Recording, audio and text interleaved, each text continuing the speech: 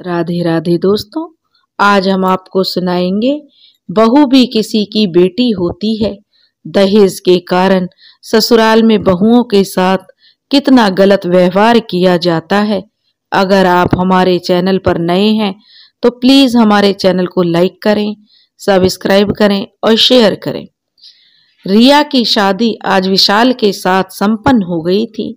रिया अपने पति विशाल के साथ मायके से विदा होकर ससुराल में आ गई थी। रिया सुहाग सेज पर बैठी हुई अपने पति विशाल का इंतजार कर रही थी। रात के 12 बजे उसकी छोटी ननंद पूजा ने उसे इस कमरे में लाकर बिठाया था।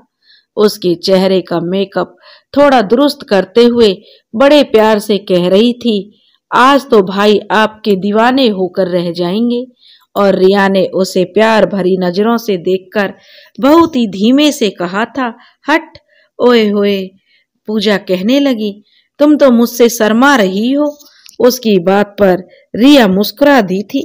दरअसल रिया और पूजा दोनों कॉलेज में साथ पढ़ती थीं, बीएससी के पहले साल में, और आज दोनों एक दूसरे की ननंद भाभी बन गई थीं। दोनों बातें कर ही रही थीं कि पूजा को उसकी माँ ने आवाज दी और वो थोड़ी देर में आती हूँ भाभी बोलकर चली गई। पूजा के जाने के बाद रिया अपने कमरे में देखने लगी। TV, fridge, washing machine, AC, बहुत कुछ सारे दहेज के सामान भरे हुए थे। उसके दोनों भाई और पापा जान छिड़कते थे रिया पर। रिया हर चीज रिया को बढ़िया से बढ़िया खरीद कर लाए थे। रिया के दहेज के लिए दोनों भाभियों की तो वह बहुत ही प्यारी ननंद थी। उन दोनों ने ही रिया के ससुराल वालों के लिए कपड़े और गहनों की खरीदारी की थी। रिया की माँ तो रिया की शादी के नाम से बिल्कुल ही जो घबरा गई थी। सबको याद कर कर के रिया की आंखें भर आई थी। उसने खुद को जो झटका दिया कि मैं भी न कौन सी मीलों दूर हूँ, थोड़ी दूर मेरी ससुराल है। पापा का घर भी इसी तो शहर में है। विशाल को भी जो जब कहूंगी वो मुझे लेकर चल देंगे। आखिर विशाल मुझे कितना पसंद करते हैं, वो तो मुझे मना करने से रहे। छोटी छोटी बातों के लिए हर बात वो मेरी मानते हैं। और विशाल का ख्याल आते ही रिया के चेहरे पर शर्म की लाली आ गई। उसकी आंखें खुद ब खुद दरवाजे पर चली गईं। विशाल अब आते ही होंगे, पर दरवाजा बंद था और किसी के आने की कोई आहट नहीं हुई थी। रिया ने सोचा, शायद दोस्तों ने उन्हें रोक लिया होगा, उन्हें नहीं तो मुझसे अधिक तो वो बेचैन होंगे मेरे पास आने के लिए। खैर, बहुत थकान हो रही थी, थोड़ी देर आंखों को आराम दे दूं, ऐसा सोचकर रिया ने तकिए से सिर टिकाया और आंखें बंद करके लेट गई और याद करने लगी जब पहली बार विशाल से मुलाकात हुई थी।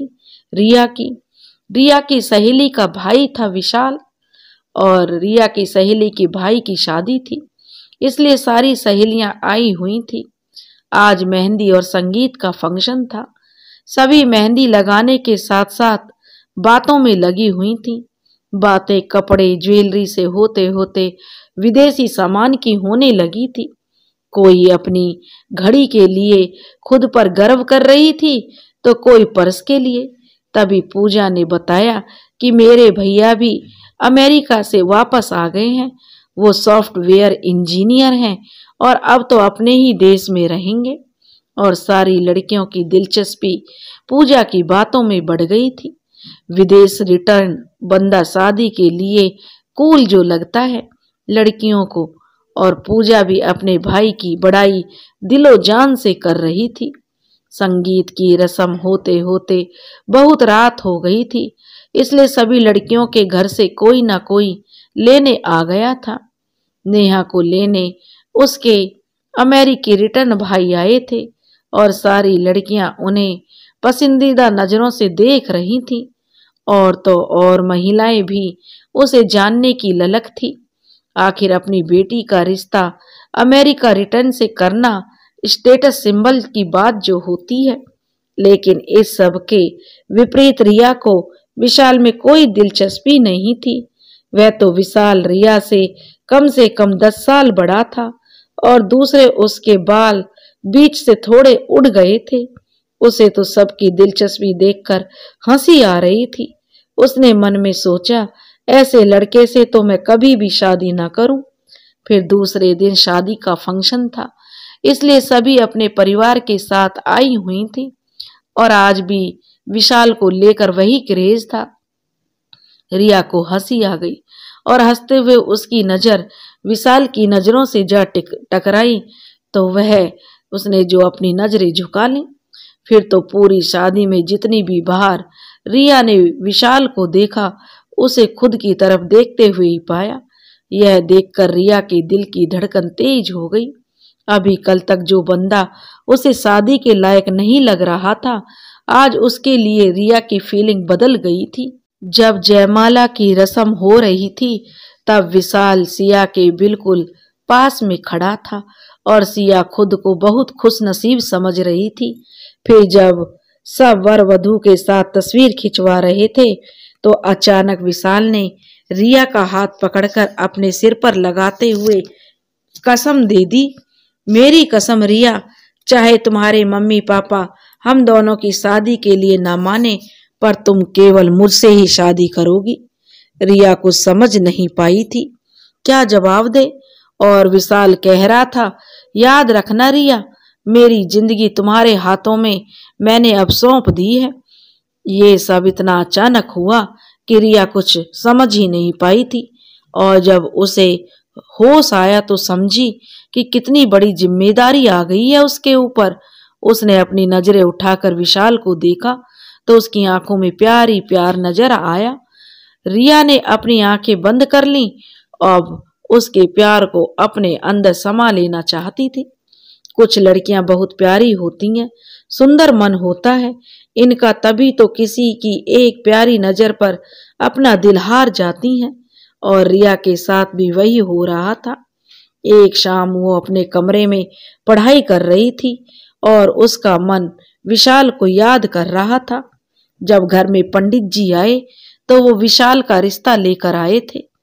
रिया के पापा को रिश्ता ज्यादा पसंद नहीं आया, इसलिए उन्होंने बोल दिया कि सोच कर बताएंगे, और पंडित जी की खातिरदारी की और उन्हें दक्षिणा देकर विदा कर दिया। उनका कहना था, अभी हमारी रिया बच्ची है और पहले वह बीएससी पूरी कर ले, फिर सोचेंगे उसकी शादी के लिए। आखिर इकलौती बेटी है हमारी। रिया के दोनों बड़े भाइयों को भी यही ख्याल था कि अभी हमारी बेटी छोटी है और अपनी बहन का रिश्ता हम सोच समझ कर करेंगे। रिया की फैमिली पढ़ी लिखी थी, दोनों भाई इंजीनियर थे और दोनों भाभियां भी पढ़ी लिखी थी। पिता की कपड़ों की दुकान मेन मार्केट में थी। घर में किसी चीज की कोई कमी नहीं थी। रिया के पापा और भाई अभी रिया की शादी के लिए तैयार नहीं थे। पंडित जी ने जब यह बात विशाल के घर वालों को बताई तो उसकी माँ के तो तेवर ही बदल गए। वह एक गुस्सैल स्वभाव की औरत थी और विशाल 4 बहनों का इकलौता भाई था। विशाल को वो किसी ब्लैक चेक की तरह समझती थी। उनकी समझ से विशाल के दहेज से उनका घर भर जाएगा। वो तो बेहद इसमें अपनी बेइज्जती समझ रही थी कि उस पिद्दी सी लड़की में विशाल से कहने लगी, तुझे ऐसा क्या नजर आया? सज संवर कर मेरे होनहार बेटे को पहले तो फंसाया और अब तो और तीनों बहनें भी अपने भाई के लिए अपनी पसंद की लड़की ढूंढ कर लाना चाहती थी। उनके भी सारे ख्वाब चूर हो चुके थे। पूजा को समझ नहीं आ रहा था कि ऐसी स्थिति में वह क्या करे। उसे अपनी सहेली बहुत पसंद थी। हर लिहाज से रिया खूबसूरत तो थी ही, अच्छे स्वभाव की भी थी।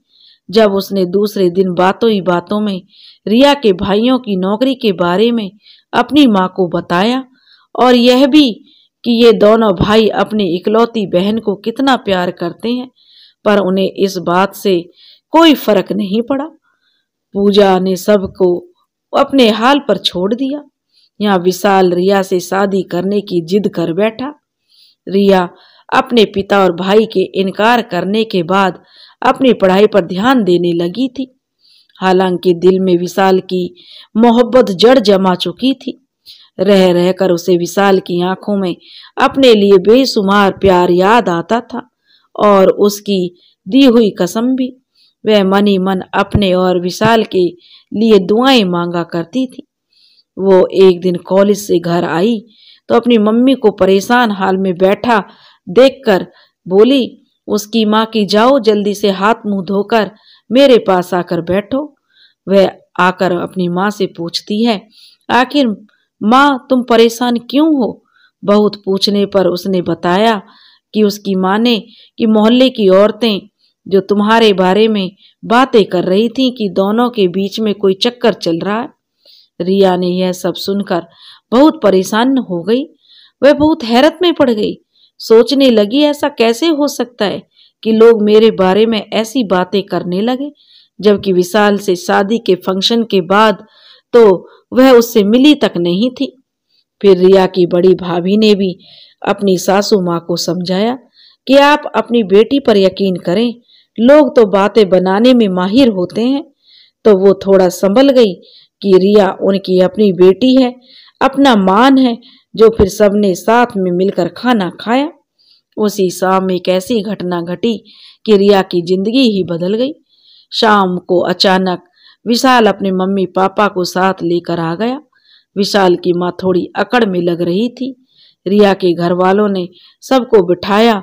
पूजा उठकर रिया के पास आ गई। रिया के घर वाले मेहमानों की आवो भगत में लग गए। थोड़ी देर बाद रिया के पापा उनके पास आए और उन्होंने रिया से कहा, बेटा क्या तुम इस शादी के लिए तैयार हो? और इस सवाल के जवाब में रिया की नजरें झुक गई।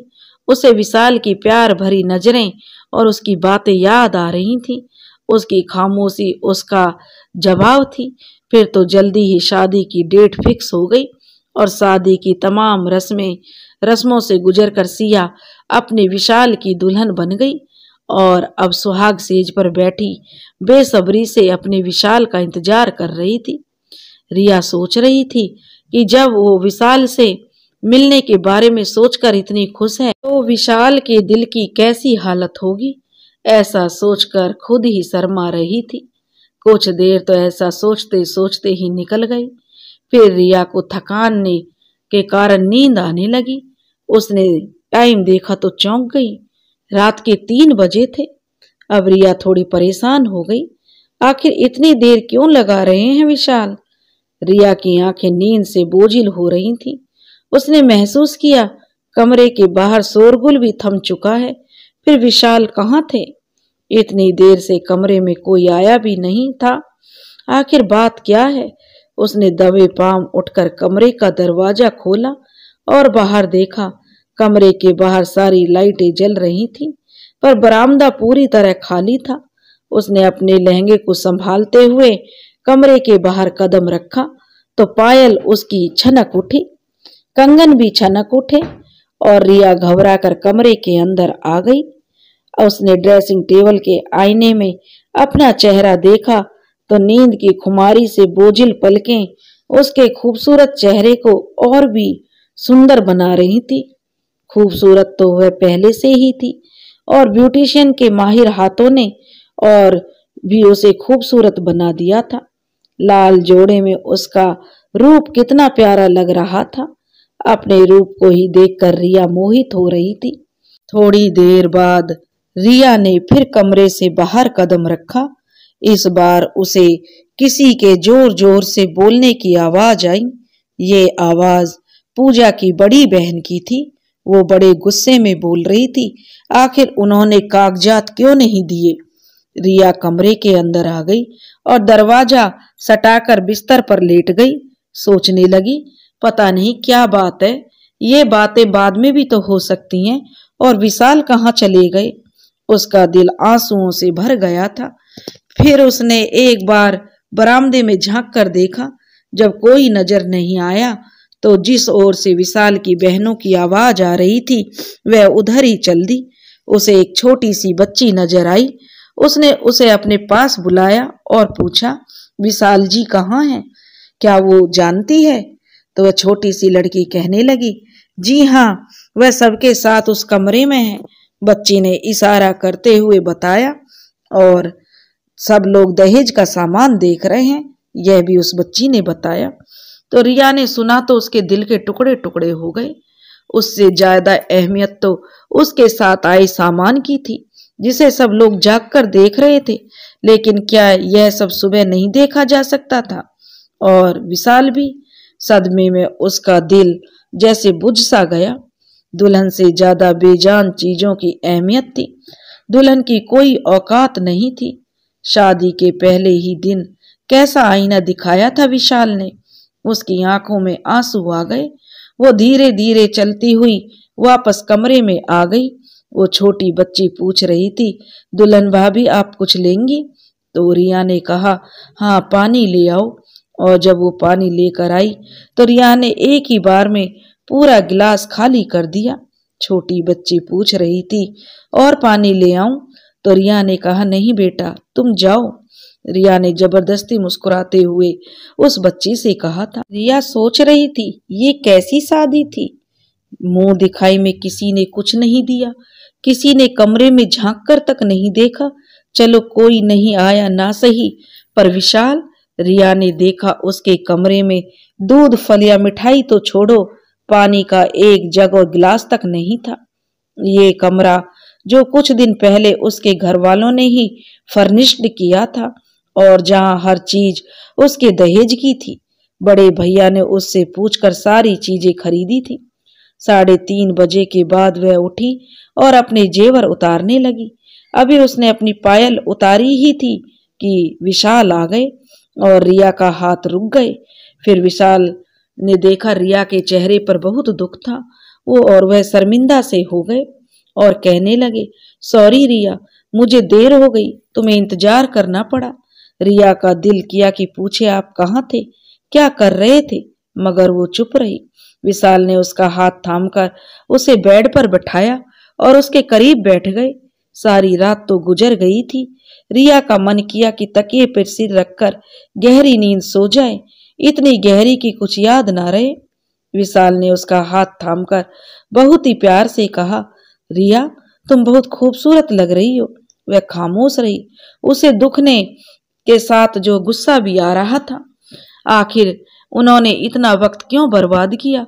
इतनी देर से जो वह सोच रही थी कि उसका पति उसके पास हो, लेकिन वह भी नहीं था। यह सोचकर उसकी आंखों में आंसू आ गए। वह एकदम से उठकर खड़ी हो गई और कहने लगी, मैं कपड़े बदल लूं, मुझे नींद आ रही है। तो विशाल ने कहा, बदल लेना, क्या जल्दी है? जल्दी सुबह होने वाली है। रिया ने अपने सारे जेवर उतारने के बाद बैग में रख दिए और नाइट सूट निकाला और ड्रेसिंग रूम में जाकर चेंज कर लिया। जब वो वापस आई तो विशाल वैसे ही बिस्तर पर बैठा था। रिया ने कहा, आप भी कपड़े बदल लीजिए। विशाल ने भी नाइट सूट पहन लिया और फिर वो तकिए पर सिर रखकर गहरी नींद सो गई।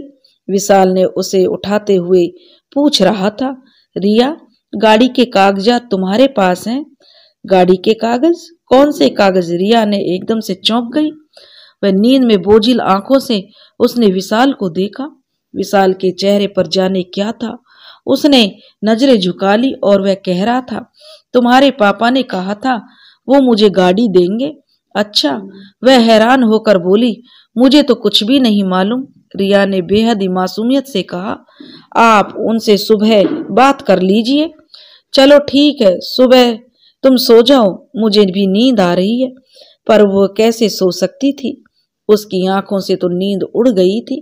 रिया की नींद उड़ाकर विशाल आराम से सो गए। रिया को बहुत अजीब लग रहा था। उसके करीब सोहरा शख्स जो उसका पति है, यह फूलों से सजा सजाया कमरा जिसके फूल अब तक बासी हो चुके थे। उसने हाथ बढ़ाकर लैंप बुझा दिया। उसे ऐसा लग रहा था कि सुबह के समय जब सारी दुनिया सो रही है, वो केवल जाग रही है। ऐसा जख्म लगा था उसके दिल पर। उसकी आहा उसके दिल से निकल रही थी। लोग कितने बेरहम होते हैं, जरा सा इंतजार नहीं कर सकते। विशाल ने उसे खुद ही पसंद किया था, पर वो कहाँ जानती थी कि उसकी किस्मत में क्या लिखा था। कितनी खुश थी वो कि बहुत सारी लड़कियों को अनदेखा करके विशाल ने उसे चुना था, मगर वह भी कितनी नादान थी, कितनी बेवकूफ थी। विशाल ने उसे इसलिए पसंद किया था क्योंकि वो एक बड़े बिजनेसमैन की बेटी थी। उसके दोनों भाई इंजीनियर थे और विशाल और उसकी फैमिली यह बात अच्छी तरह से जानते थे कि वे लोग अपनी इकलौती बेटी को दहेज में बहुत कुछ देंगे, और उन्होंने कोई कसर भी नहीं छोड़ी थी। Fridge, TV, AC, bed, dressing table, sofa और भी सारी जरूरत की चीजें के अलावा विशाल की मम्मी के लिए सोने का सेट, पूरे परिवार के लिए महंगे कपड़े दिए थे। विशाल को तो सारी चीजें पसंद से दिलवाई थी दीपक भैया ने। पापा के लिए गाड़ी देना कोई मुश्किल बात नहीं थी। हो सकता है वो गाड़ी के कागज देना भूल गए हो, कल दे देंगे। लेकिन जो लोग इतनी चीजें पाकर भी खुश नहीं है, वो क्या गाड़ी मिलने के बाद खुश हो जाएंगे। सोचते सोचते ना जाने कब रिया की आंख लग गई। 11 बजे तक रिया की आंख खुली। घर मेहमानों से भरा हुआ था। वो खुद का तमाशा नहीं बनना चाहती थी, इसलिए नहाकर साड़ी पहनी और मेकअप करके अपने चेहरे के गम को छुपाकर दोपहर 1 बजे सब नाश्ता करने बैठे थे। रिया ने चाय के साथ एक ब्रेड स्लाइस लिया तो उसके सिर का भारीपन थोड़ा दूर हुआ। तब वो थोड़ा सोचने समझने लायक हुई। उसके भैया आए थे, सबके लिए कपड़े, फल और मिठाइयां लेकर। शाम को वो पगफेरे के लिए जाने वाली थी। भैया की कार में बैठकर उसके मायके जा रहे थे। रिया अपने मन में सोच रही थी, वो अपने मायके में जाकर कार देने के लिए मना कर देगी। जो लोग इतनी चीजें पाकर भी खुश नहीं है, उन्हें कुछ और देना शेर के मुंह में खून लगने जैसा होगा। आज विशाल बहुत खुश लग रहे थे। दीपक से ऐसे बातें कर रहे थे जैसे कितना लगाव हो उससे, और ये सब देखकर रिया को बहुत ही हैरानी हो रही थी। विशाल रिया से भी हंस हंस कर बातें कर रहे थे। वो समझ नहीं पा रही थी कि वो खुश हो या नाराज हो। जल्दी ही रिया का मायका आ गया और सबने विशाल को हाथों हाथ लिया। विशाल भी सबसे बड़े प्यार से मिले। मम्मी पापा के पैर छूकर आशीर्वाद लिया। रात को विशाल वहीं रुक गए थे और उन्होंने रिया से बहुत प्यार किया। उसको समझ कर यह यकीन कर लिया रिया ने कि 2 प्यार के बोल सुनकर अपने सारे दुख दर्द भूल गई। उसे यकीन होने लगा था कि विशाल की कोई गलती नहीं है।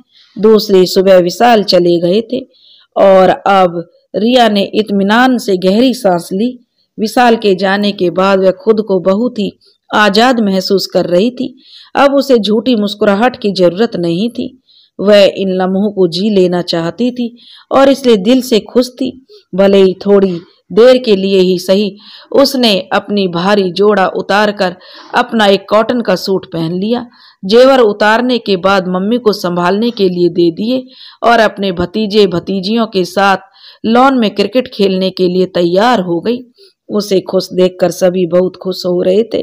रात को जब वह अपने कमरे में सोने के लिए आई तो जैसे सारे गम उसके इंतजार में खड़े थे। अभी वह रात के कपड़े अपनी अलमारी से निकाल ही रही थी कि उसकी छोटी भाभी हंसती मुस्कुराती सी आ गई। उसी समय विशाल जी का फोन आया। विशाल जी का फोन है, उसकी भाभी ने कहा। रिया ने कहा हैरान होते हुए, सुबह ही तो गए थे, तो क्यों फोन कर रहे हैं? उसकी भाभी ने कहा, हैरान क्यों हो रही हो, नई नई शादी है। रिया ने फोन कान से लगाया तो भाभी शरारत से मुस्कुराती हुई अपने कमरे में चली गई। जाहिर है वो कबाब में हड्डी नहीं बनना चाहती थी। रिया ने कहा हेलो। तो रिया, उधर से विशाल ने कहा क्या कर रही हो? रिया ने कहा मैं सोने जा रही थी। तो रिया ने पूछा आपने खाना खाया? हाँ। फोन क्यों किया आपने? रिया ने पूछा। तो विशाल ने कहा मैंने सोचा तुम्हें याद दिला दूं कि अपने पापा को गाड़ी की याद दिला देना। आप खुद क्यों नहीं बोल देते? रिया ने कहा। तो विशाल ने कहा तुम्हारी बात और मेरी बात में अंतर है। मेरी क्या बात? वह दुख से भारी दिल से बोली। अच्छा ठीक है, गुड नाइट। और उसने फोन रख दिया। गुड नाइट कहकर अब रिया को जो दिल जलने लगा था कि मोबाइल उठाकर वह फेंक दे। शुक्र है कि अभी वह अकेली थी। उसकी बेबसी से उसकी आंखों से आंसू आ गए। थोड़ी देर पहले भाभी की बात सुनकर भी उसे लगना लगा था कि शायद विशाल को मेरी याद आ रही होगी, उन्हें मेरी कमी महसूस हो रही होगी। रिया ने वक्त देखा, 11 बज रहे थे। कौन सा वक्त था ऐसी बातें करने का। गुस्से में उसकी हालत खराब हो रही थी। रिया ने दरवाजा बंद किया और बिस्तर पर गिर सी गई। उसे विशाल से नफरत सी होने लगी थी। कितनी मुश्किल से यकीन करने की कोशिश कर रही थी कि अब तो जैसे खुद पर ही यकीन खो गया था। कैसे गुजारेगी ऐसे शख्स के साथ पूरी जिंदगी जिससे नफरत हो गई है। शादी हुए 2 दिन हुए थे और सारी हिम्मत टूट गई थी कि वह शादी के बाद उन लोगों ने रिसेप्शन तक नहीं किया था। सिया ने सोचा कि कोई बात नहीं, फिजूल खर्ची वैसे भी अच्छी नहीं होती और ऐसे ही मायका ससुराल दोनों एक ही जगह पर है। लेकिन फिर उसने साथ ऐसा व्यवहार क्यों हुआ है। वो धीरे धीरे टूट गई। 2 ही दिन में उसकी हिम्मत जवाब दे गई। उसने सोचा कि पापा से गाड़ी के लिए कभी भी नहीं कहेगी क्या, लेकिन बगैर कार के ये लोग ये गुजारा नहीं करते क्या। सारी दुनिया गाड़ी पर घूमती है। पापा ने अगर कहा है जरूर देंगे, मगर सब्र भी तो कोई चीज है। लेकिन उन लोगों के पास तो सब्र ही नहीं है, ना ही कोई गैरत है। खुद उन लोगों का रवैया कितना बुरा था। रिया के साथ विशाल की माँ ने 2 दिन में एक बार भी बात नहीं की थी। विदाई के वक्त जो रुपए मिले थे वो भी सारे विशाल की बड़ी बहन ने ले लिए थे, और जो उसके पर्स में बड़े भैया ने 20,000 रुपए रखे थे वो भी निकाल लिए। वह ऐसी बातें सोचना नहीं चाहती थी, फिर भी ऐसी बातें मन में घर कर रही थीं और उसके मन में ऐसी बातें आ रही थीं। फिर वो यह भी जानती थी यह सब कुछ दिनों की बात नहीं है, उसे सारी उम्र ये सब झेलना पड़ेगा। शायद वो कुछ कुड़कर यूं ही मर जाएगी। नहीं नहीं, बिल्कुल नहीं, मैं इतनी बेबसी की जिंदगी नहीं जी सकती। मैं उनके इशारे पर नहीं चलूंगी। रिया सोचे जा रही थी। लेकिन अगर उनकी बात नहीं मानी तो जाने ना जाने वो मेरे साथ क्या हो। ना तो विशाल उससे प्यार करते हैं और ना ही ससुराल वाले। सहेली भी अब ननंद की तरह व्यवहार करने लगी है।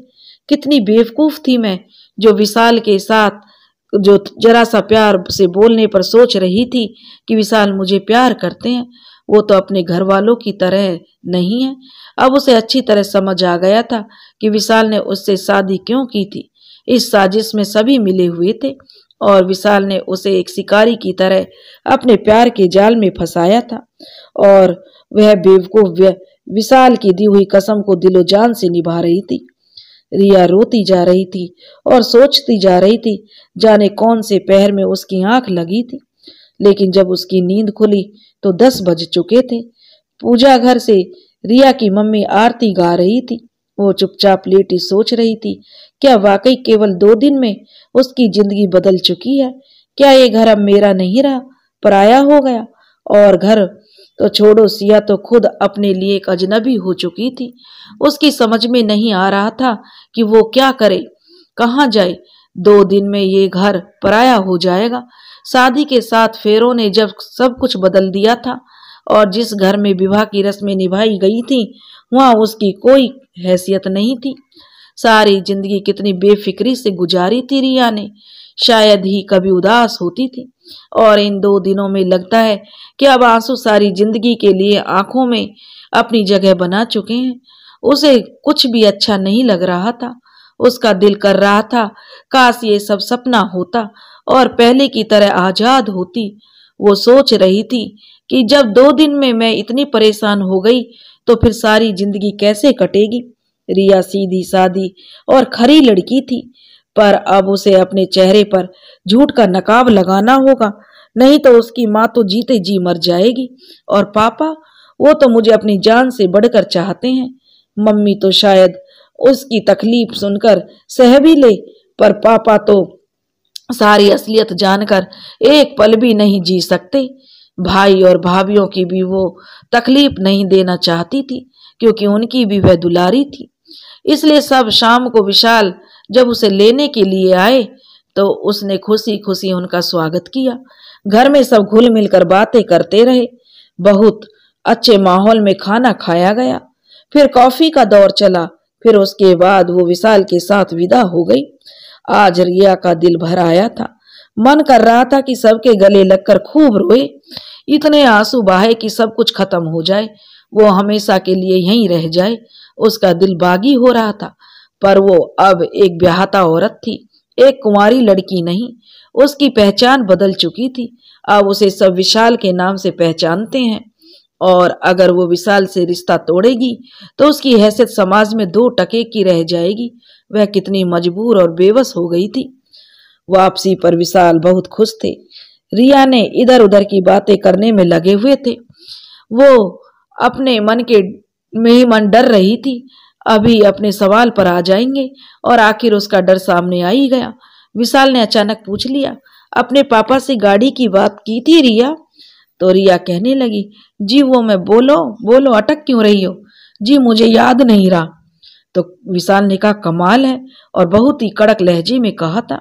कमाल है, मैंने तुम्हें रात में फोन करके याद दिलाया था, फिर भी तुम कैसे भूल गई? विशाल गुस्से में रिया से बोल रहा था। ऐसा लग रहा था कि थोड़ी देर पहले विशाल से बोलने वाला विशाल ये नहीं जो रिया से इतने प्यार से बातें कर रहा था, वह तो कोई और इंसान था। रिया ने चुप रहना ही बेहतर समझा। जब दोनों घर पहुंचे तो बहुत सारे मेहमान अभी भी मौजूद थे। वह वहीं बरामदे में बैठ गई। पता नहीं क्यों अपने कमरे में जाने का दिल नहीं किया। रिया का वह वहीं बैठी रही जैसे सब कुछ हार कर आई हो। गहरी थकान और उदासी उसके पूरे वजूद में समाई हुई थी। उसकी खूबसूरत आंखों ने बहते हुए आंसुओं की गहराई का अंदाजा किसी को भी नहीं था। उसके होठों पर सजी जख्मी मुस्कुराहट के पीछे छुपे हुए दुख को कौन जान सकता था। खाना खाकर जब वह अपने कमरे में आई तो विशाल उसके पीछे पीछे चले आए, वो भी बहुत खुश और हंसते हुए। वह रिया यह देखकर चौंक गई। इतनी उदास क्यों हो? विशाल ने उसे जो पूछा और कहा कि मेरे सिर में। रिया ने कहा, बहुत दर्द हो रहा है। वह आंखें चुरा कर बोली, लेकिन सिर में क्या हो गया? तो वह तो जो बहुत ही दुखी थी। वह कहने लगी, कुछ नहीं, थकान की वजह से हो रहा है। तो विशाल ने कहा, अच्छा, दूध के साथ कोई गोली ले लो। विशाल ने चिंता जताई तो रिया का दिल जो किया कि वह कह दे कि कोई ऐसी जरूरत नहीं है, इससे अच्छा तो मुझे कोई ऐसी गोली दे दो जिसे खाकर मैं हमेशा के लिए सो जाऊं। पर वह बोली, कुछ नहीं, अभी सो जाऊंगी तो खुद ब खुद ठीक हो जाएगा।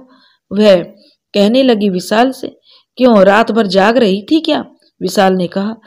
तो उसने कहा, नहीं, उसका दिल किया कि कह दे नींद ने उसे अपनी गोद में लेकर बहुत जल्दी सारी तकलीफ सोचों से आजाद कर दिया था। वह धीरे से मुस्कुराकर बोली कि तो फिर क्या बात है? तो वह कहने लगा, कोई बात नहीं। उसने बात खत्म की और कपड़े लेकर अपने रात के कपड़े पहनने चली गई, लेकिन वो सारी रात सो नहीं सकी थी। विशाल उसके मूड की परवाह किए बगैर खुद इत्मीनान से गहरी नींद सो गए और वह सारी रात आंसू बहाती रही थी। हे ईश्वर, क्या शादी इसी को कहते हैं?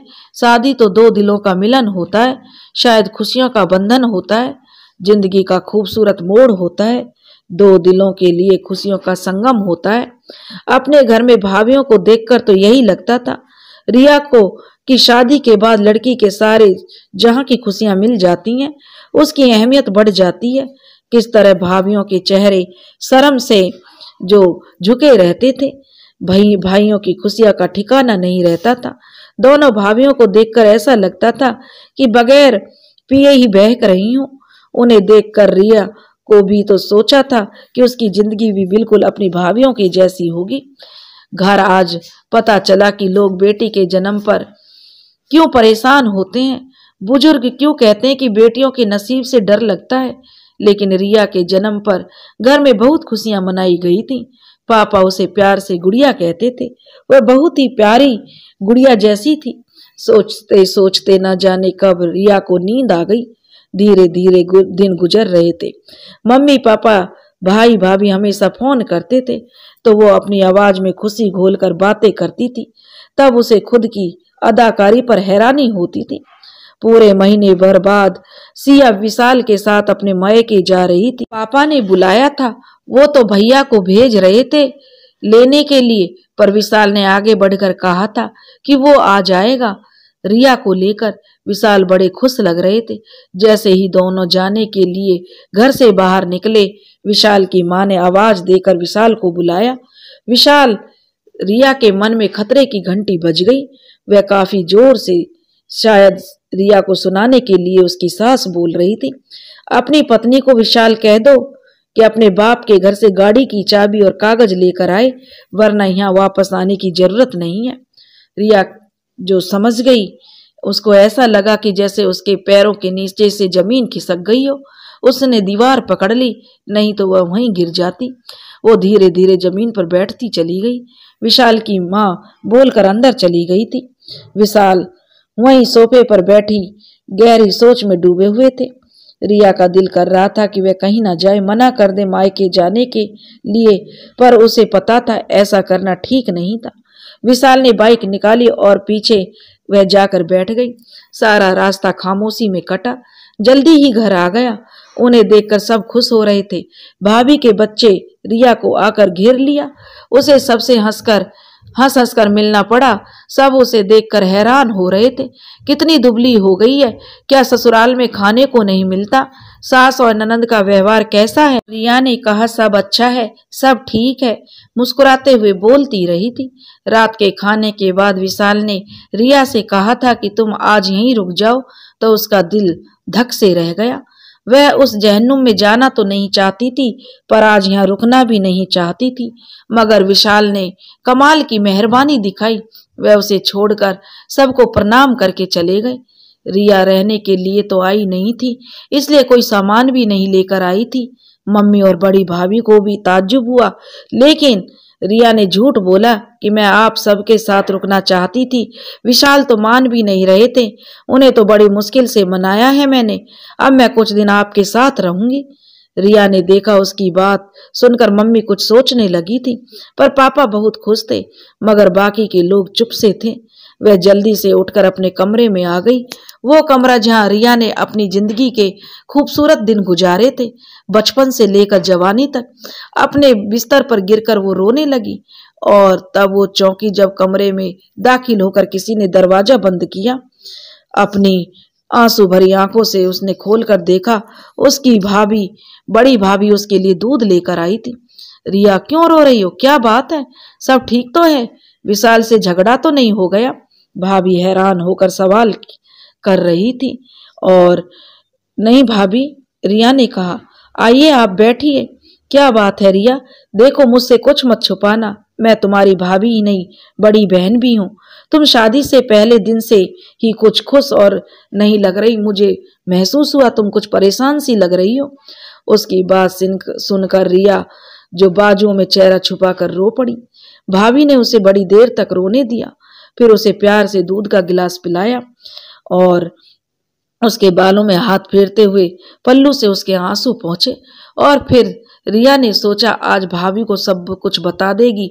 अगर आज वो चुप रही तो गम के ये जो शिद्दत से उसका सर फट जाएगा। फिर उसके प्यार भरे रवैये ने उसके हौसला भी उसको मिला था। उसकी भाभी बहुत प्यार से उसे पूछ रही थी कि अब वो अकेली नहीं है, उसे प्यार करने वाले बहुत लोग हैं जो उसका दुख बांट लेंगे। और फिर उसने अपनी भाभी के सामने सारा दिल खोल कर रख दिया। शादी के पहले दिन से लेकर आज तक की सारी बातें बता दी। जैसे सब कुछ बताकर उसका दिल हल्का हो गया। दिल पर छाए हुए दुख के बादल छट गए, लेकिन भाभी बेचारी पर तो हैरत और गम का पहाड़ ही टूट पड़ा था।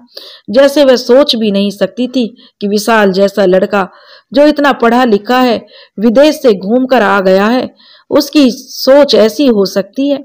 कितनी देर तक वो सदमे की वजह से एक लफ्ज भी नहीं बोल पाई थी। उनकी प्यारी ननंद जो घर भर की लाडली थी, जो बेहद अच्छी आदतों की मालिक थी, उसका नसीब ऐसा होगा वो सोच भी नहीं सकती थी। उसने अपनी ननंद को गले लगाकर बहुत प्यार किया और उसे तसल्ली दी, कोई बात नहीं रिया, सब कुछ ठीक हो जाएगा। एक गाड़ी क्या तुम्हारी खुशियों से बड़ी है? तुम्हारी खुशियों के लिए तो 100 गाड़ियां कुर्बान। मगर भाभी, रिया ने कहा, आपको लगता है कि गाड़ी लेकर उनकी डिमांड खत्म हो जाएगी? और फिर क्या जिंदगी की खुशियां इन बेजान चीजों से मिलती हैं? हमने तो कभी नहीं सोचा था कि वे लोग दौलत की वजह से शादी कर रहे हैं। आखिर विशाल खुद इंजीनियर है, अच्छी खासी सैलरी है उसकी। अब रिया क्या कहती, वह तो खुद ही इस रिश्ते के लिए तैयार हुई थी। अब क्या किया जाए? कि भाभी कहने लगी, मेरा ख्याल है कुछ दिनों के लिए खामोशी साध लेनी चाहिए, देखते हैं वो लोग क्या करते हैं। उसकी भाभी ने कहा, क्या मतलब? रिया ने कहा, भाभी मेरा ख्याल है कुछ दिनों के लिए खामोशी साध लेनी चाहिए, देखते हैं वो लोग क्या करते हैं। उसकी भाभी ने कहा, क्या मतलब? मतलब ये है भाभी, रिया ने फिर कहा, मैं कुछ दिनों के लिए यहीं रह जाऊंगी। तो उसकी भाभी ने कहा, तुम 100 बार यहाँ रहो, लेकिन कहीं हालात ज्यादा खराब हो गए तो रिया अपनी भाभी से कहती है, आपको क्या लगता है गाड़ी देने के बाद सब ठीक हो जाएगा? जब इतनी सारी चीजें लेकर वो लोग खुश नहीं हुए तो क्या जिंदगी इसी तरह गुजरती है? क्या घर इसी तरह बसते हैं? पापा ने मुझे कम तो नहीं दिया, मगर वो लोग जरा भी खुश नहीं थे। अगर जिंदगी ऐसी ही गुजरनी है तो मुझे ऐसी जिंदगी नहीं चाहिए। विशाल की माँ तो जैसे मुझसे नफरत करती है, वो इस तरह मुझे देखती है कि मेरा मन करता है कहीं जाकर छुप जाऊं। और विशाल भी तो बहुत बुरे और मतलबी हैं, शायद पढ़ाई करके उन्होंने यही सब सीखा है। उसकी भाभी कहने लगी, नहीं रिया, विशाल ऐसे नहीं हो सकते। दरअसल इकलौते बेटे पर अपनी माँ के असर में ज्यादा होते हैं। शायद जब वो अलग होंगे तो तुम लोग आराम से रह सकोगे। लेकिन भाभी मैं अलग नहीं होना चाहती। उस शख्स के साथ जिंदगी गुजारना बहुत मुश्किल है। सारा दिन बीतने के बाद जब रात आती है तो मुझे ऐसा लगता है जैसे मौत आ रही है। वो मुझे रात के नाम से ही डर लगने लगता है। अब उस शख्स से मेरा सामना होगा तो भाभी आप ही बताइए सारी जिंदगी किस तरह गुजरेगी और अलग घर में मैं उन्हें कैसे बर्दाश्त कर पाऊंगी। नहीं नहीं रिया, ऐसा नहीं कहते, भगवान ने चाहा तो सब ठीक हो जाएगा। मैं मायूस नहीं हूं भाभी, रिया ने कहा, लेकिन छोड़ो, तुम मुझे ये बताओ, तुम्हारे भैया के दोस्त के भाई का कितना अच्छा रिश्ता था। लड़का डॉक्टर था, स्मार्ट था। तुमने उसे के मुकाबले विशाल को पसंद किया, क्यों? फैसला तो तुमसे पूछकर किया गया था। हाँ भाभी, उस समय मुझे भी विदेश रिटर्न बंदा पसंद आ गया था। शादी के लिए मुझे लगा कि वो ज्यादा खुले विचारों वाले होंगे। अब रिया उन्हें पूरी बात क्या बताती। फैसले तो दरअसल आसमानों में तय होते हैं, तुम ज्यादा मत सोचो। तुम्हारे पापा और दोनों भैया सोचने के लिए हैं। उसकी भाभी ने कहा, वे कोई ना कोई हल निकाल लेंगे इस मुश्किल का। हाँ तुमने ठीक कहा है, कुछ दिन वाकई चुप रहते हैं। गाड़ी तो वैसे भी खरीदी हुई है, बस रजिस्ट्रेशन वगैरह की फॉर्मेलिटी बाकी है। वह तो ठीक है भाभी, मगर ऐसे घटिया बातों को मैं नहीं मानती, मैं नहीं देना चाहती उन्हें। रिया, उसकी भाभी ने कहा, जिंदगी में कभी कभी बहुत कुछ बर्दाश्त करना पड़ता है जो हमें बिल्कुल पसंद नहीं होता। मेरा ख्याल है गाड़ी की फरमाइश विशाल की माँ की होगी। विशाल बेचारे मजबूर हो गए होंगे। तो रिया ने कहा, भाभी अंदर से खुद परेशान थी पर रिया को दिलासा दे रही थी। रिया को मायके में रहते हुए 1 हफ्ता हो गया, पर एक बार भी विशाल का फोन तक नहीं आया। रिया को इस बात का कोई गम नहीं था, वो यहाँ बहुत खुश थी। उसकी सेहत भी अच्छी हो गई थी। उसे कभी कभी अपनी भाभीियों की किस्मत पर रश्क आता था। उनकी जिंदगी कितनी अच्छी थी। और एक वह थी बड़ी भाभी, कभी कभी बहुत परेशान हो जाती जब रिया की मम्मी उनसे ये पूछती कि क्या बात है बहू, रिया यहाँ क्यों रह रही है। तब वह उन्हें समझाती, आप कैसी बातें कर रही हैं माँ जी, क्या शादी के बाद लड़कियां अपने माँ बाप के घर नहीं रह सकती? मगर कोई वजह तो होनी चाहिए। उसकी माँ कहती, अभी तो शादी को 2-2.5 महीने हुए हैं। शुरू के दिन तो पति पत्नी के साथ होते हैं और रिया को यहाँ आए हुए महीना पूरा होने वाला है। चलो फिर भी कोई दिक्कत नहीं होती, पर विशाल बाबू भी तो मिलने नहीं आए। बहू मुझे डर लग रहा है। उस लड़की से पूछो खैरियत से तो आई है ना, कहीं लड़ झगड़ कर तो नहीं आई। तो उसकी भाभी कहने लगी, अरे नहीं माँ जी, आप क्यों, आपको ऐसा लगता है रिया किसी से झगड़ा कर सकती है? दरअसल उसकी तबीयत आजकल ठीक नहीं है बस। क्यों, क्या हुआ है? देखने में तो ठीक ही लग रही है। उसकी सास ने कहा। रिया इधर से ही गुजर रही थी कि उसकी बातें सुनकर अपने कमरे में वापस आ गई। उसने बड़े दुख से सोचा, क्या शादी के बाद लड़कियां बगैर किसी वजह के अपने माता पिता के घर नहीं रह सकती? अभी कल की ही तो बात है जब इस घर में उसकी विदाई हुई थी। वह बेफिक्री के दिन खुशियों के पल और लाड प्यार की घड़ियां इस वक्त इतनी जल्दी क्यों गुजर गईं? प्यार और खुशियां देने वाले दिन कहाँ चले? और उन्हीं बेचैन पलों में रिया को पता चला कि वो माँ बनने वाली है। उसे बहुत दुख हुआ। वह बिल्कुल ऐसा नहीं चाहती थी। अभी तो जिंदगी बारीकियों से गुजर रही थी। ठीक से पति पत्नी का रिश्ता भी नहीं बना था। बड़ी भाभी ये जानकर बहुत खुश हुई और उन्होंने उसे प्यार से समझाया, देखो, माँ बनना दुनिया का सबसे बड़ा रुतबा है। कुदरत तुम्हारे कदमों तले जन्नत बिछाना चाहती है। बच्चे के आने से पति पत्नी का रिश्ता मजबूत होता है। औलाद तो पति पत्नी के दिलों को प्यार से भर देती है। पर रिया सोच रही थी, जब दिल ही टूट गया है तो कैसा प्यार, कैसी मजबूती। यूं ही अचानक एक दिन विशाल आ गए। रिया को पूरा यकीन था कि बड़ी भाभी ने उन्हें फोन किया होगा। उसके दिल में कोई खुशी महसूस नहीं हुई और विशाल रिया की खूबसूरती देखकर हैरान हो रहे थे। रिया के चेहरे पर अलग ही रूप चढ़ा था। उसकी पत्नी माँ जो बनने वाली थी, आज उन्हें जो बहुत प्यारी लग रही थी, वह उसे अपने साथ ले जाना चाहते थे। पर रिया ने बहुत तंज से कहा, अपनी मम्मी से पूछ लीजिए, गाड़ी के बिना वो अपनी बहू को अपने घर में आने देंगी? तो विशाल ने कहा, अरे गाड़ी तो एक हफ्ते पहले ही भैया ने भिजवा दी थी, ये देखो चाबी, उसी गाड़ी में तो मैं तुम्हें लेने आया हूँ। और रिया को तो ये जानकर बिल्कुल हैरान हो गई। उसे बताए बगैर इतना कुछ हो गया, यह सब जरूर बड़ी भाभी ने किया है। उसे बहुत दुख हुआ। उसे विशाल की माँ के कड़वे बोल याद आ गए, अपनी पत्नी को बोल दो गाड़ी लेकर आए, वरना अपने माँ बाप के घर ही रहे, यहाँ आने की कोई जरूरत नहीं है। यानी उस घर में जाने की शर्त पूरी हो गई थी। उसका अपना आप जो चकनाचूर हो गया था, यह देखने के लिए किसी को फुर्सत नहीं थी। ना चाहते हुए भी विशाल के साथ रिया को जाना पड़ा। तुमने बड़ी खबर मुझे नहीं बताई? वो शिकायत की लहजे में विशाल ने कहा। शिकायतों तो उसके पास बेहिसाब थी, मगर बेहद सपाट लहजे में उसने कहा, मुझे खुद मालूम नहीं था। रिया ने कहा, अच्छा, तो फिर किसे मालूम होना चाहिए?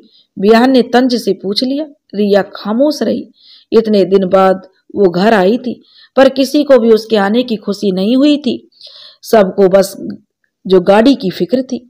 विशाल को भी रिया का जरा भी ध्यान नहीं था, न ही उसके आराम का, न ही उसकी अच्छी खुराक का। विशाल ने एक बार भी नहीं सोचा कि रिया को किसी डॉक्टर के पास ले जाना चाहिए। घर की नौकरानी छुट्टी पर गई तो वापस कभी नहीं आई। दोनों बहनें कॉलेज जाती, इसलिए किचन का सारा काम रिया को ही करना पड़ता। अपने मायके में उसने कभी इतना काम नहीं किया था। एक दिन बर्तन धोते समय ऐसा चक्कर आया कि वह वहीं गिरकर बेहोश हो गई, और जब उसे होश आया तो खुद सोफे पर पड़े हुए खुद को पाया। पता नहीं यहाँ तक उसे कौन लेकर आया। रिया को बहुत कमजोरी महसूस हो रही थी। उससे उठा भी नहीं जा रहा था। विशाल के पापा की आवाज आ रही थी, इस हालत में तुम उससे इतना काम क्यों करवा रही हो? क्या हाल हो गया उस बेचारी का? अगर सिर फट जाता तो? तभी उसकी सास ने कहा, तो क्या होता, फटा तो नहीं ना? विशाल की माँ की आवाज बहुत तीखी आई थी। यह सब नखरे हैं, काम ना करने के बहाने हैं। तो उसका ससुर कह रहा था, भगवान से डरो, उसके बाप के घर में नौकर लगे हैं, उसने कब इतना काम किया होगा?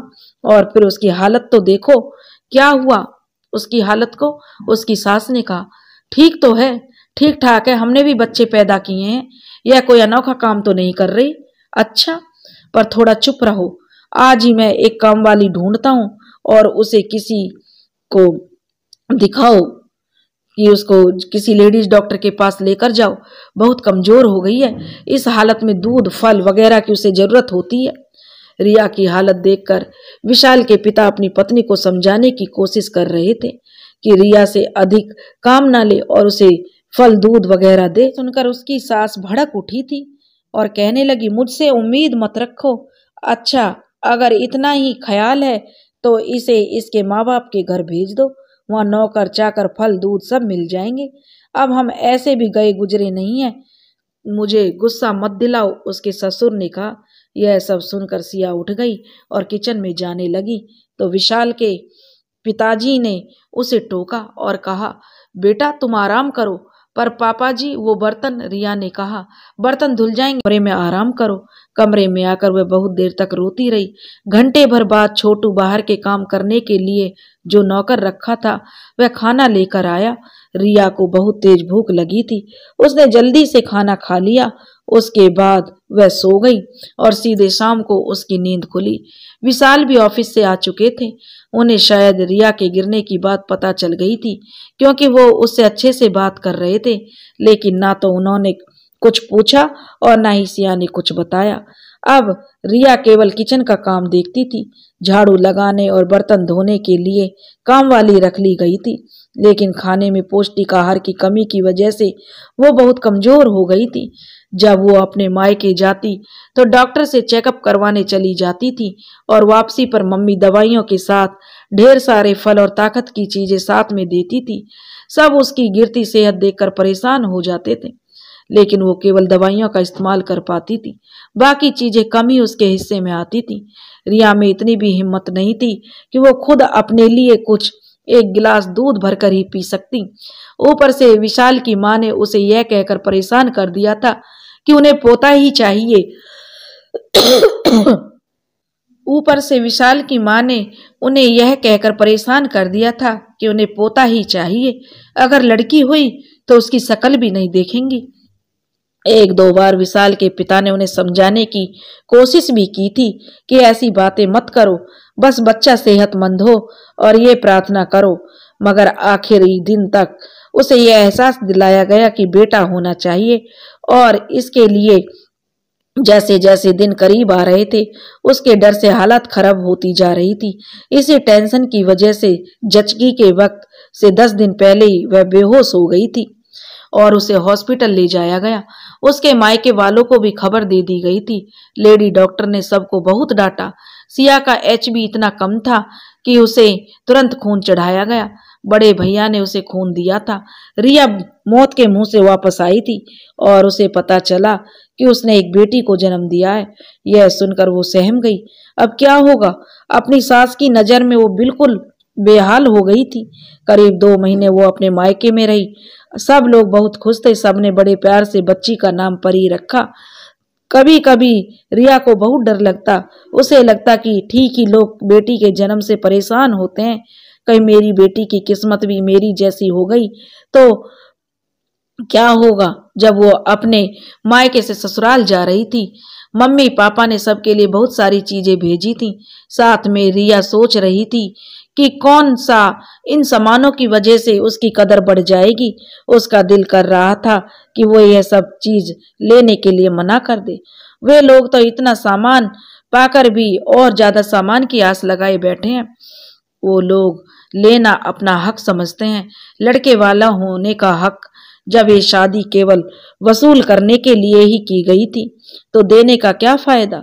पर जब उसकी नजर अपनी बेटी पर पड़ी तो उसकी आंखें भर आईं। 2 महीने बाद वो ससुराल आई, तब उसे जाकर पता चला कि विशाल का ट्रांसफर दिल्ली हो गया है। विशाल का प्रमोशन हो गया था, पर उसकी मम्मी को लग रहा था कि यह प्रमोशन रिया के भाइयों ने करवाया है, इसलिए बहुत नाराज थी वो। जबकि रिया के भाइयों को तो कुछ पता भी नहीं था।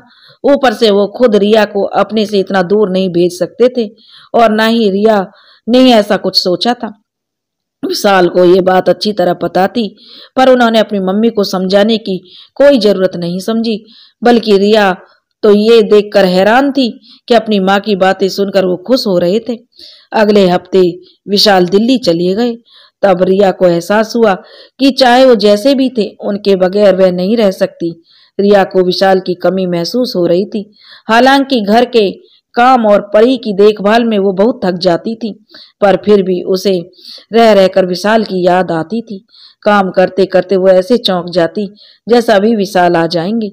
भाई चाय पिलाओ जरा, मेरे जूते कहाँ हैं, लाल वाली फाइल देना, एक गिलास पानी देना। विशाल के दिल्ली चले जाने से रिया उन्हें हमेशा याद करती थी। कमरा विशाल के नहीं होने से जो खाली खाली लगता था। विशाल को दिल्ली में नया घर मिल गया था।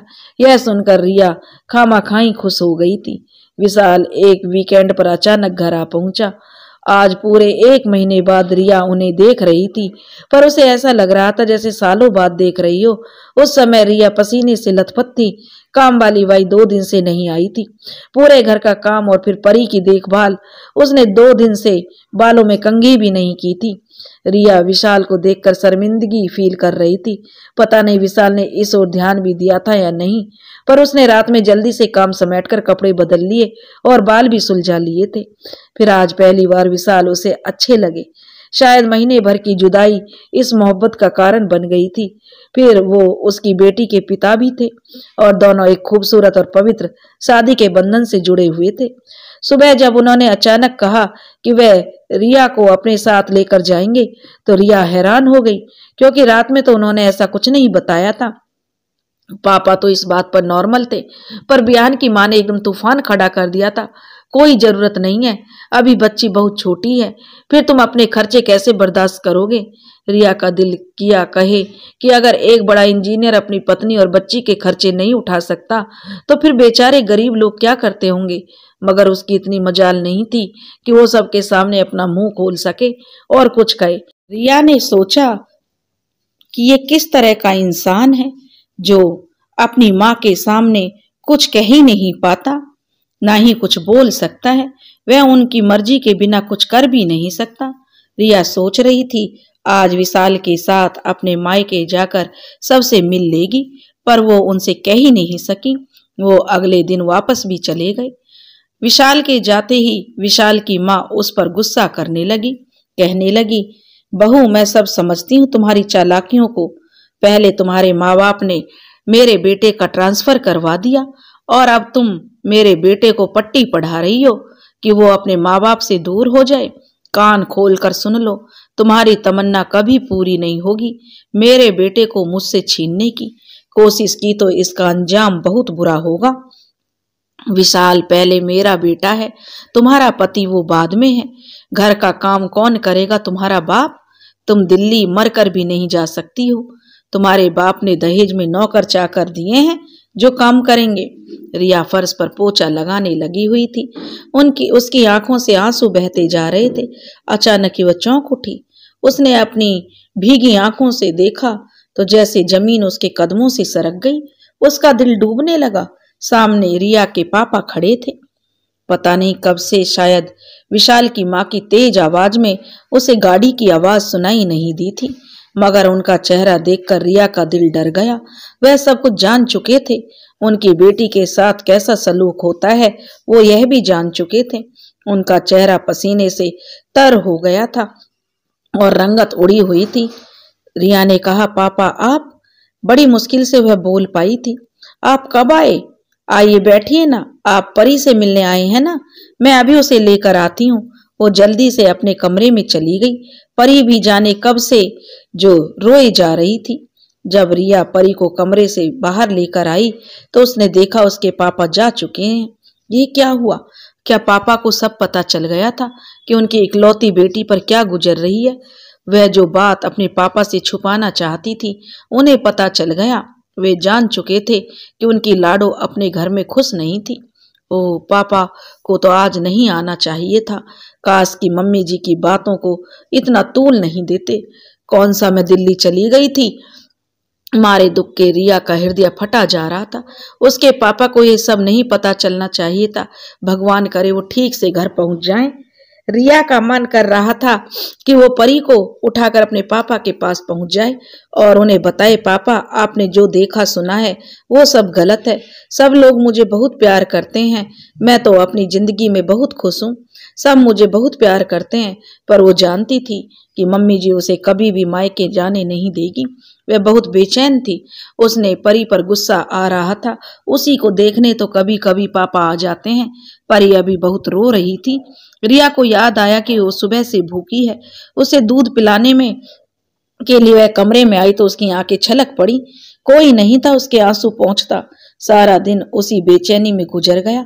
उसका मन किया कि अपनी भाभी को फोन करके पापा के बारे में पूछे और उन्हें सब बता दे, मगर अभी कुछ दिन पहले ही फोन करने पर मम्मी जी ने बहुत गुस्सा किया था।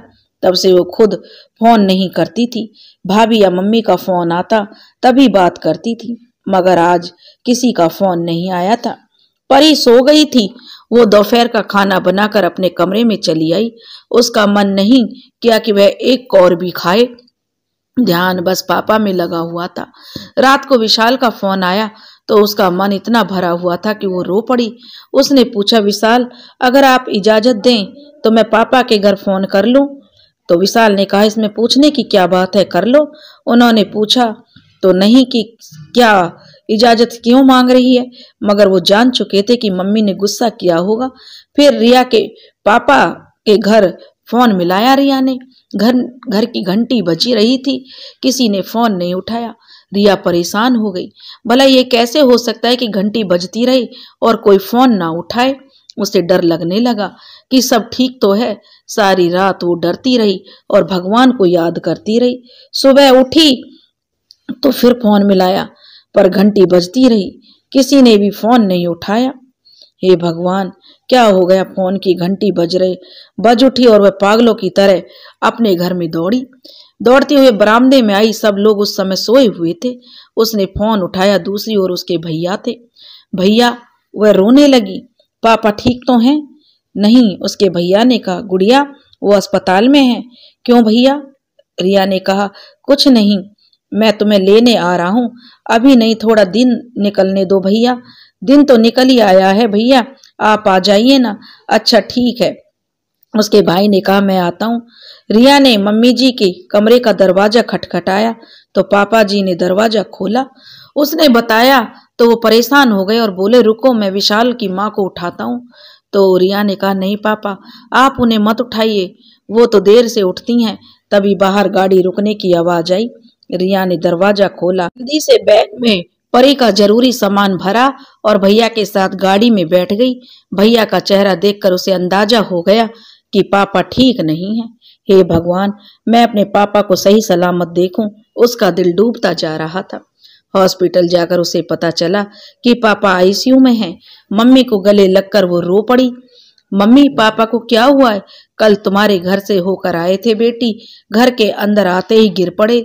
बस इतना कहा, मेरी रिया खुश नहीं है, उन्हें फालिस का अटैक आया था और वे कोमा में चले गए।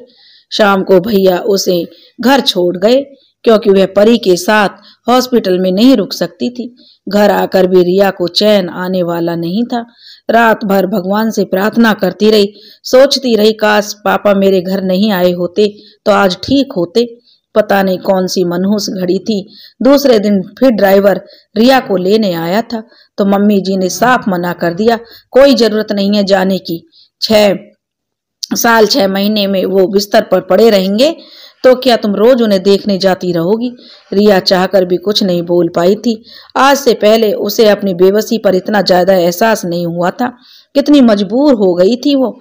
आज उन्हें देखे हुए पूरे 15 दिन हो गए थे। भैया ने बताया कि उन्होंने आंखें खोली थी और रिया को पुकार रहे थे। उनकी हालत कुछ संभली थी। उसने पहली बार मम्मी जी से मिन्नत की कि उनके सामने रोने लगी कि उसे अस्पताल जाने की इजाजत दे दें, पर वो नहीं मानी। विशाल आ गए तो उसे इजाजत लेना, मैं उसे पूछे बगैर तुम्हें जाने नहीं दूंगी, उसकी सास ने जवाब दिया था। और रिया ये भी नहीं बोल पाई कि विशाल आपसे पूछे बगैर कौन सा कोई काम करते हैं। बड़ी भाभी ने रिया की सासू माँ को फोन पर बात की कि रिया को आने दीजिए, तो विशाल की माँ ने कहा, आकर ले जाओ अपनी ननंद को और फिर वापस मत भेजना, तलाक का इंतजाम करके रखना। भाभी ने बगैर कुछ बोले फोन रख दिया और उसी समय रिया के पापा को होश आ गया था। वो अपनी प्यारी बेटी रिया को देखना चाहते थे। उन्होंने रिया की माँ को देखा और उसकी लड़खड़ाती आवाज जो सुनाई दी, रिया, और जवाब में रिया की माँ की आंखों में आंसू बहने लगे। फिर अपनी प्यारी बेटी को बगैर देखे ही उनकी सांसें रुक गई। उनकी आंखें अभी तक खुली की खुली थीं और वे अपनी बेटी को देखने की हसरत लिए हुए जो इस दुनिया से विदा हो गए। बड़े भैया ने आगे बढ़कर उनकी आंखों पर हाथ रख दिया। सबकी आंखें भर आईं। के ससुराल में फोन करके बता दिया गया था। फिर अर्थी के आखिरी सफर की तैयारियों में सब लग गए, पर रिया अभी तक नहीं आई थी। बड़ी भाभी ने फिर से फोन किया तो विशाल की मां ने सीधा मना कर दिया कि विशाल की इजाजत के बगैर रिया को नहीं भेजेगी। पर पिता की मौत पर भी विशाल की इजाजत की जरूरत है। उधर से फोन कट गया था। भाभी ने बड़े भैया को सब बताया तो वे गुस्से में उनका खून खोल उठा था। उन्होंने गाड़ी निकाली और तेज चलाते हुए वह रिया की ससुराल पहुंचे। इतनी बड़ी खबर रिया के ससुर जी को पता नहीं थी। उन्होंने रिया का हाथ पकड़ा और बोले, चलो रिया। भैया, रिया कहने लगी, पापा ठीक तो है ना? तुम परी को लो और मेरे साथ चलो, देर हो रही है। मैं मम्मी जी से इजाजत तो ले लूं भैया? कोई जरूरत नहीं है किसी से इजाजत लेने की, वो इतनी जोर से बोले थे। रिया एकदम चौंक गई थी। उनके चेहरे पर गम की मायूसी के साथ गुस्सा भरा हुआ था। रिया की सास उनकी तेज आवाज सुनकर बाहर आ गई थी, पर उनके चेहरे को देखकर वो कुछ नहीं बोल पाई थी। जब रिया वहां पहुंची तो कोहराम मच गया था। उस दिन की मौत ही उन्हीं बेटी के घर ले गई थी।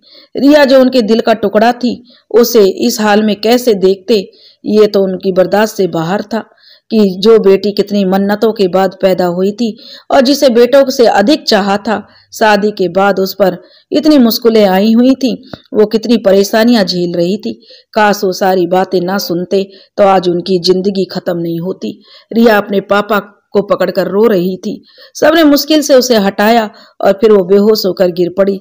और जब बहुत देर तक उसे होश नहीं आया तो सबके उसका जो मन उसे धिक्कारने रहा था कि वो अपने पिता की मौत की जिम्मेदार है। काश पापा परी को इतना प्यार न करते, उससे मिलने ना आते बार बार, जबकि वो जब भी आते थे कभी भी उनकी इज्जत नहीं कोई करता था। विशाल की माँ अपने कमरे में चली जाती थी और वे अगर कभी सामने पड़ गईं तो एक बार हाथ जोड़कर अपने कमरे में घुस जाती थी। रिया तो उनके पास बैठती ही नहीं थी कि उसके लिए तो चाय नाश्ते की व्यवस्था में लग जाती थी। कुछ देर वे परी के साथ खेलकर वापस चले जाते थे। काश रिया भी किसी की परवाह ना करती, किसी से इतना नहीं डरती, तो ऐसा कभी नहीं होता। उसी दिन विशाल भी पहुंचे, पर सब इतने दुखी थे कि किसी ने उनसे बात नहीं की। और रिया का तो अपना होश ही नहीं था कि वो परी, ना अपना होश था ना परी का। विशाल कुछ दिनों की छुट्टी लेकर आए थे। रिया के ससुर और नंदे भी आई थी, पर इन सब बातों का कोई फायदा नहीं था। रिया के पापा, जो कभी अधिक बीमार भी नहीं हुए थे, एक खुश मिजाज और सेहतमंद इंसान। रिया कह रही थी, काश उस दिन विशाल उसे अपने साथ दिल्ली लेकर चले जाते तो इतना बड़ा हादसा नहीं होता। तो सब उसे दिलासा देते हुए कह रहे थे, होनी को यही मंजूर था, अपने दिल पर कोई बोझ मत रखो, तुम्हारी वजह से ऐसा नहीं हुआ है, किस्मत का लिखा कोई नहीं टाल सकता। रिया ने विशाल के साथ अपनी ससुराल जाने से मना कर दिया। अगर आप मुझे दिल्ली नहीं ले जा सकते तो फिर मैं यहीं ठीक हूँ। वजह कुछ विशाल को सारी बातें पता चल गई थी। वो खामोशी से सब सुनते रहे और फिर उठकर चले गए। रिया की मम्मी परेशान हो गई। बिना कुछ बोले क्यों चले गए दामाद जी? कहीं बुरा तो नहीं मान गए? चले गए तो चले जाएं। मैं अब उस घर में रहना नहीं चाहती जहां मेरे पिता के कातिल रहते हों। रिया ने भी जवाब दे दिया। उसी रात दिल्ली से विशाल का फोन आया कि वो अपने साथ दिल्ली लेकर रिया को ले जाएंगे। रिया तैयार रहे और ससुराल जाकर सामान पैक कर ले, मगर रिया में इतनी हिम्मत नहीं थी कि वो अपनी ससुराल जाए। फिर जब विशाल आए तो उनके साथ ही अपनी ससुराल गई। रिया को लगा कि वो इतने बड़े दुख से गुजरी है, विशाल की माँ कुछ तो पसीजेगी। मगर जब विशाल के सामान पैक करना शुरू किया तो उन्होंने बवेला मचा दिया। इस घर से कुछ नहीं ले जाने दूंगी मैं, इतना ही शौक है दिल्ली में जाकर रहने का तो वहीं जाकर सब कुछ खरीदना। और रिया अपने दहेज के सामान पर भी अपना हक नहीं जता सकी थी। विशाल ने कुछ कहने की कोशिश की तो उन्होंने साफ जवाब दे दिया। से कहा था, अगर तुम इस घर से सामान उठाकर ले जाओगे तो बिरादरी में हमारी क्या इज्जत रहेगी? और उनकी ये निराली दलील किसी की समझ में नहीं आई थी। रिया समझती थी उसके ससुर बेचारे बहुत बेबस थे, मजबूरी में केवल कपड़े और जरूरत का सामान ही पैक कर सकी थी। रिया ने नहीं कहा कि उसके मायके जाना है, फिर भी विशाल उसे मिलाने के लिए ले गए थे और सबको इस बात का जरा शगुन हुआ कि चलो रिया अपने पति के साथ रहेगी। दिल्ली तक का सफर खामोशी में ही तय हुआ। परी भी सोती रही थी। एक जगह कार रोककर उन्होंने चाय पी, फिर सफर शुरू हो गया। और एक सफर रिया के भीतर भी जारी था, दुखों का सफर, अंदेशों का सफर। सोच रही थी अगर परी ना होती तो क्या होता। उसी की वजह से तो आज जीने की कोशिश कर रही है, नहीं तो वो अच्छी तरह जानती थी विशाल के पास ना तो एहसास था और ना ही फुर्सत। साथ ही अब अगर विशाल पूरी तरह बदल जाए तो उसे सारी खुशियां दे तब भी कोई यकीन नहीं करेगा। वो रिया, उसके मायके में सबका विश्वास खो चुके थे। अच्छी तरह सफर कैसे पूरा हुआ सोचते सोचते यह तो पता ही नहीं चला, क्योंकि जो सफर उसके भीतर था वह बहुत तकलीफ दे था। और इस सफर के बाद नया सफर सामने था, नए रास्तों से वह रिया बिल्कुल बेखबर थी। पता नहीं अब क्या होगा। अजनबी शहर, अजनबी लोग। विशाल को घर अच्छा मिला था। 3 बेडरूम का घर था। छोटा सा लॉन भी था जिसमें लगे फूलों के पौधों से खुशबू आ रही थी।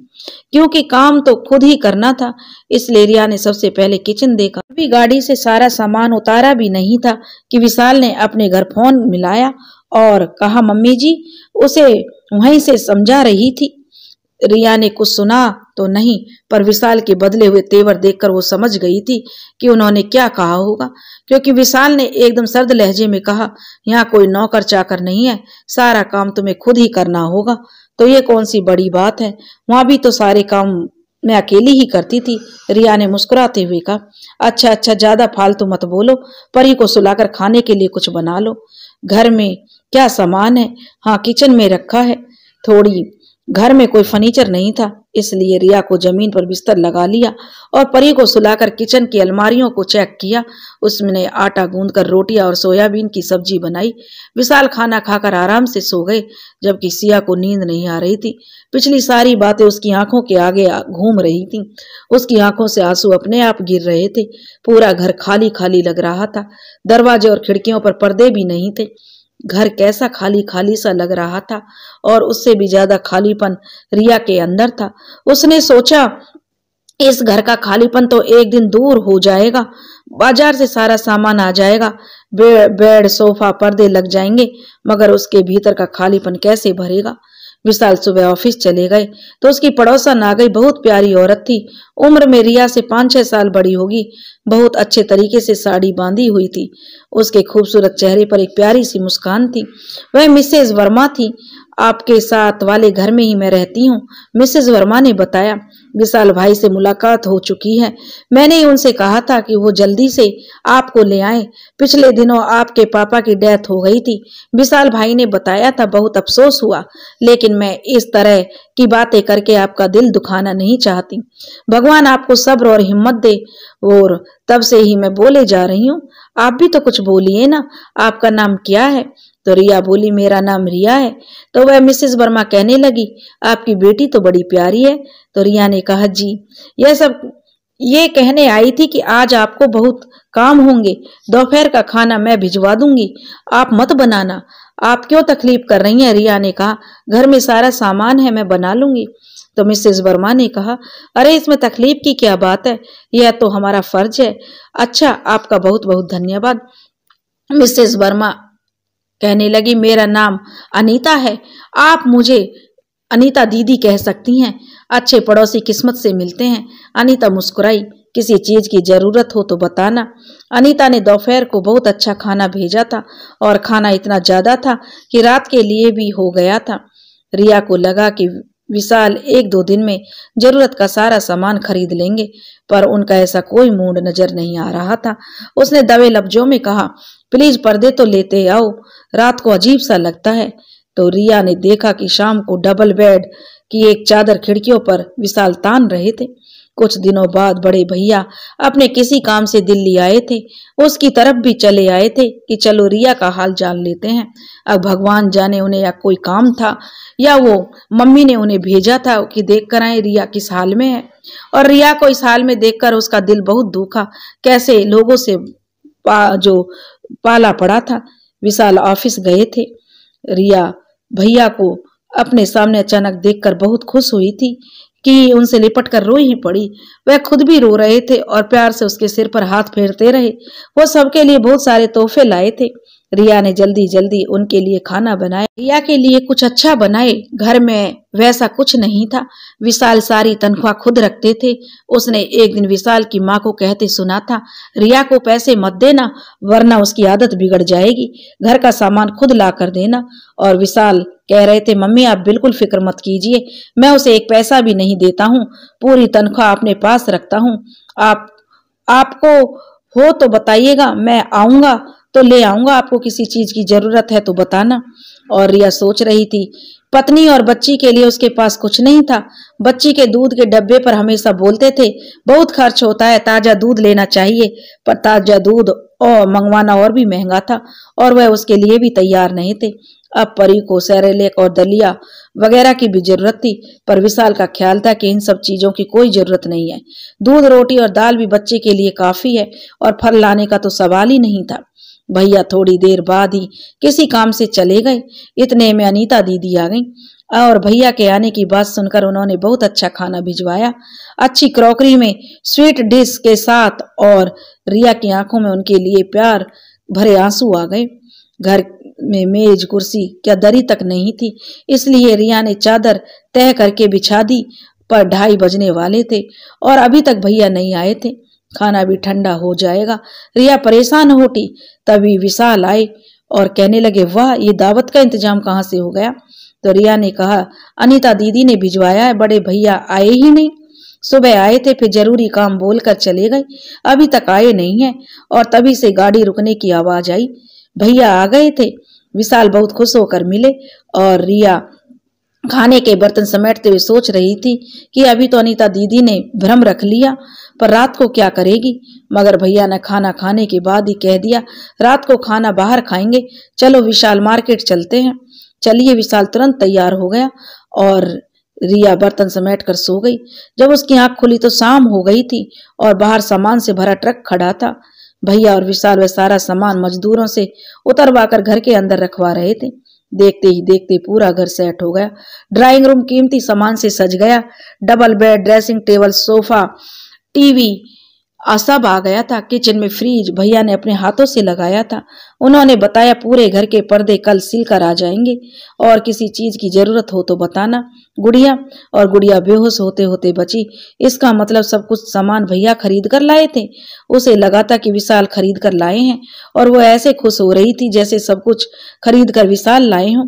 रिया ने नफरत से सोचा, गैरत नाम की कोई चीज नहीं है। आज उसे एहसास हो रहा था कि उसके लिए मम्मी पापा ने कितने शौक से सब कुछ खरीदा था। वह सारे जेवर, खूबसूरत क्रॉकरी और तमाम जरूरत की चीजें जिन्हें रिया इस्तेमाल करना तो दूर, एक बार उसने देखा तक नहीं था।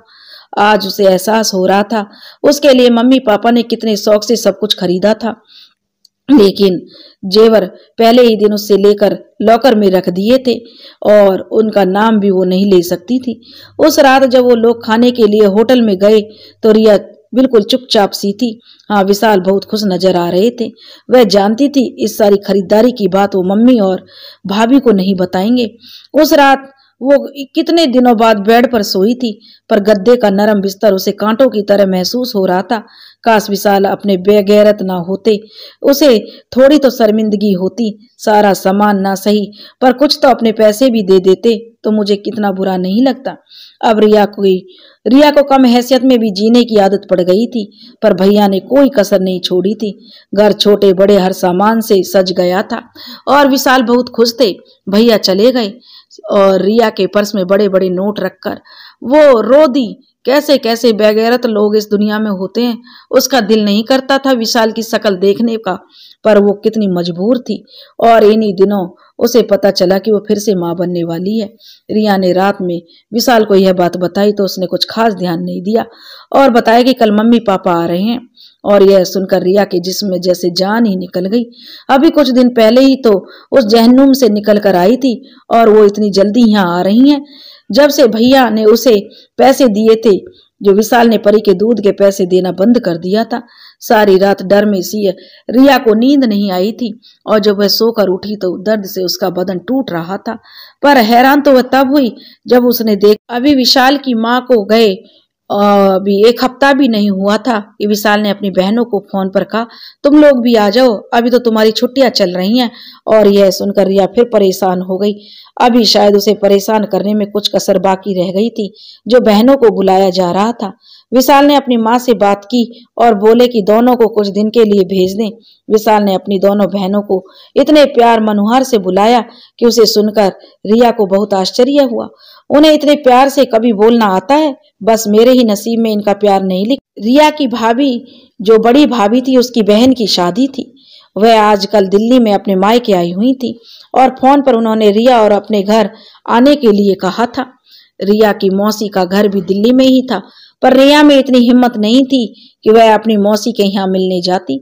बड़ी भाभी के बुलावे पर उसने विशाल से डरते डरते कहा, विशाल, बड़ी भाभी की बहन की शादी है, उन्होंने हम सबको बुलाया। अच्छा, तो क्या मतलब है तुम्हारा? सब लोग आए हुए हैं मेरे मायके से, देखो विशाल। तो विशाल ने कहा, देखा जाएगा, मैं मम्मी से बात करूंगा, वो जैसा बोलेंगी वैसा होगा, इसमें मम्मी जी का क्या पूछना। रिया ने कहा, एक ही शहर में शादी है, किसी दूसरे शहर तो जाना नहीं है। अच्छा, विशाल ने कहा, बकवास बंद कर, और मैंने कहा ना देखा जाएगा। तो विशाल इस अंदाज में बोले कि डर से सिया एक लफ्ज भी नहीं बोल पाई थी। अगले दिन अचानक बड़ी भाभी और उनकी माँ आ गईं। उस समय विशाल ऑफिस के लिए निकल गए। वे इतने रूखेपन से मिले कि दोनों को बहुत शर्मिंदगी महसूस हुई। उन दोनों को ड्राइंग रूम में बैठाकर रिया ने विशाल से कहा, आज तो घर में कोई सब्जी नहीं है, प्लीज मुझे कुछ फल मिठाई वगैरह लाकर दे दीजिए ना। नहीं है तो मैं इस सब की जरूरत भी नहीं है, इन्हें चाय पिलाओ और भेज दो। और ऐसा कोरा जवाब देकर वो ऑफिस के लिए निकल गई। बड़ी भाभी ने रिया का उतरा हुआ चेहरा देखकर सब समझ लिया, लेकिन उन्होंने कुछ जाहिर नहीं होने दिया। वह केक, फल, मिठाई वगैरह सब लेकर आई थी। रिया ने चाय बनाई और सबके हाल चाल पूछने लगी। बड़ी भाभी को मार्केट जाना था, इसलिए वो शादी का कार्ड देकर जल्दी चली गई। उसके जाने के बाद रिया विशाल के रवैये पर अफसोस कर रही थी कि अनीता दीदी आ गई। वह रिया का चेहरा देखकर समझ गई जरूर कोई बात है, तो रिया का मन इतना भरा हुआ था कि उन्हें देखते ही उनकी आंखें छलक पड़ी। रिया ने उन्हें तब सब हाल सुनाया करती थी, अपना दुख उनसे ही बांटा करती थी। अनीता दीदी, अब तो माँ और भैया भी शादी में आएंगे और उनका यही रवैया रहेगा, तो कौन सी नई बात है? क्या वे लोग विशाल को जानते नहीं हैं? और माँ बाप, भाई बहन के लिए लोग बहुत कुछ बर्दाश्त कर लेते हैं, सब कुछ जानकर भी अनजान बन जाते हैं, लेकिन इस बर्दाश्त में जो दिल पर गुजरती है विशाल को नहीं जानते कि वह आप पर नहीं बीतती है ना। विशाल को तो नहीं लगता। मैं सब समझती हूँ रिया, अनीता दीदी ने कहा, तुम फिक्र मत करो, कब है शादी?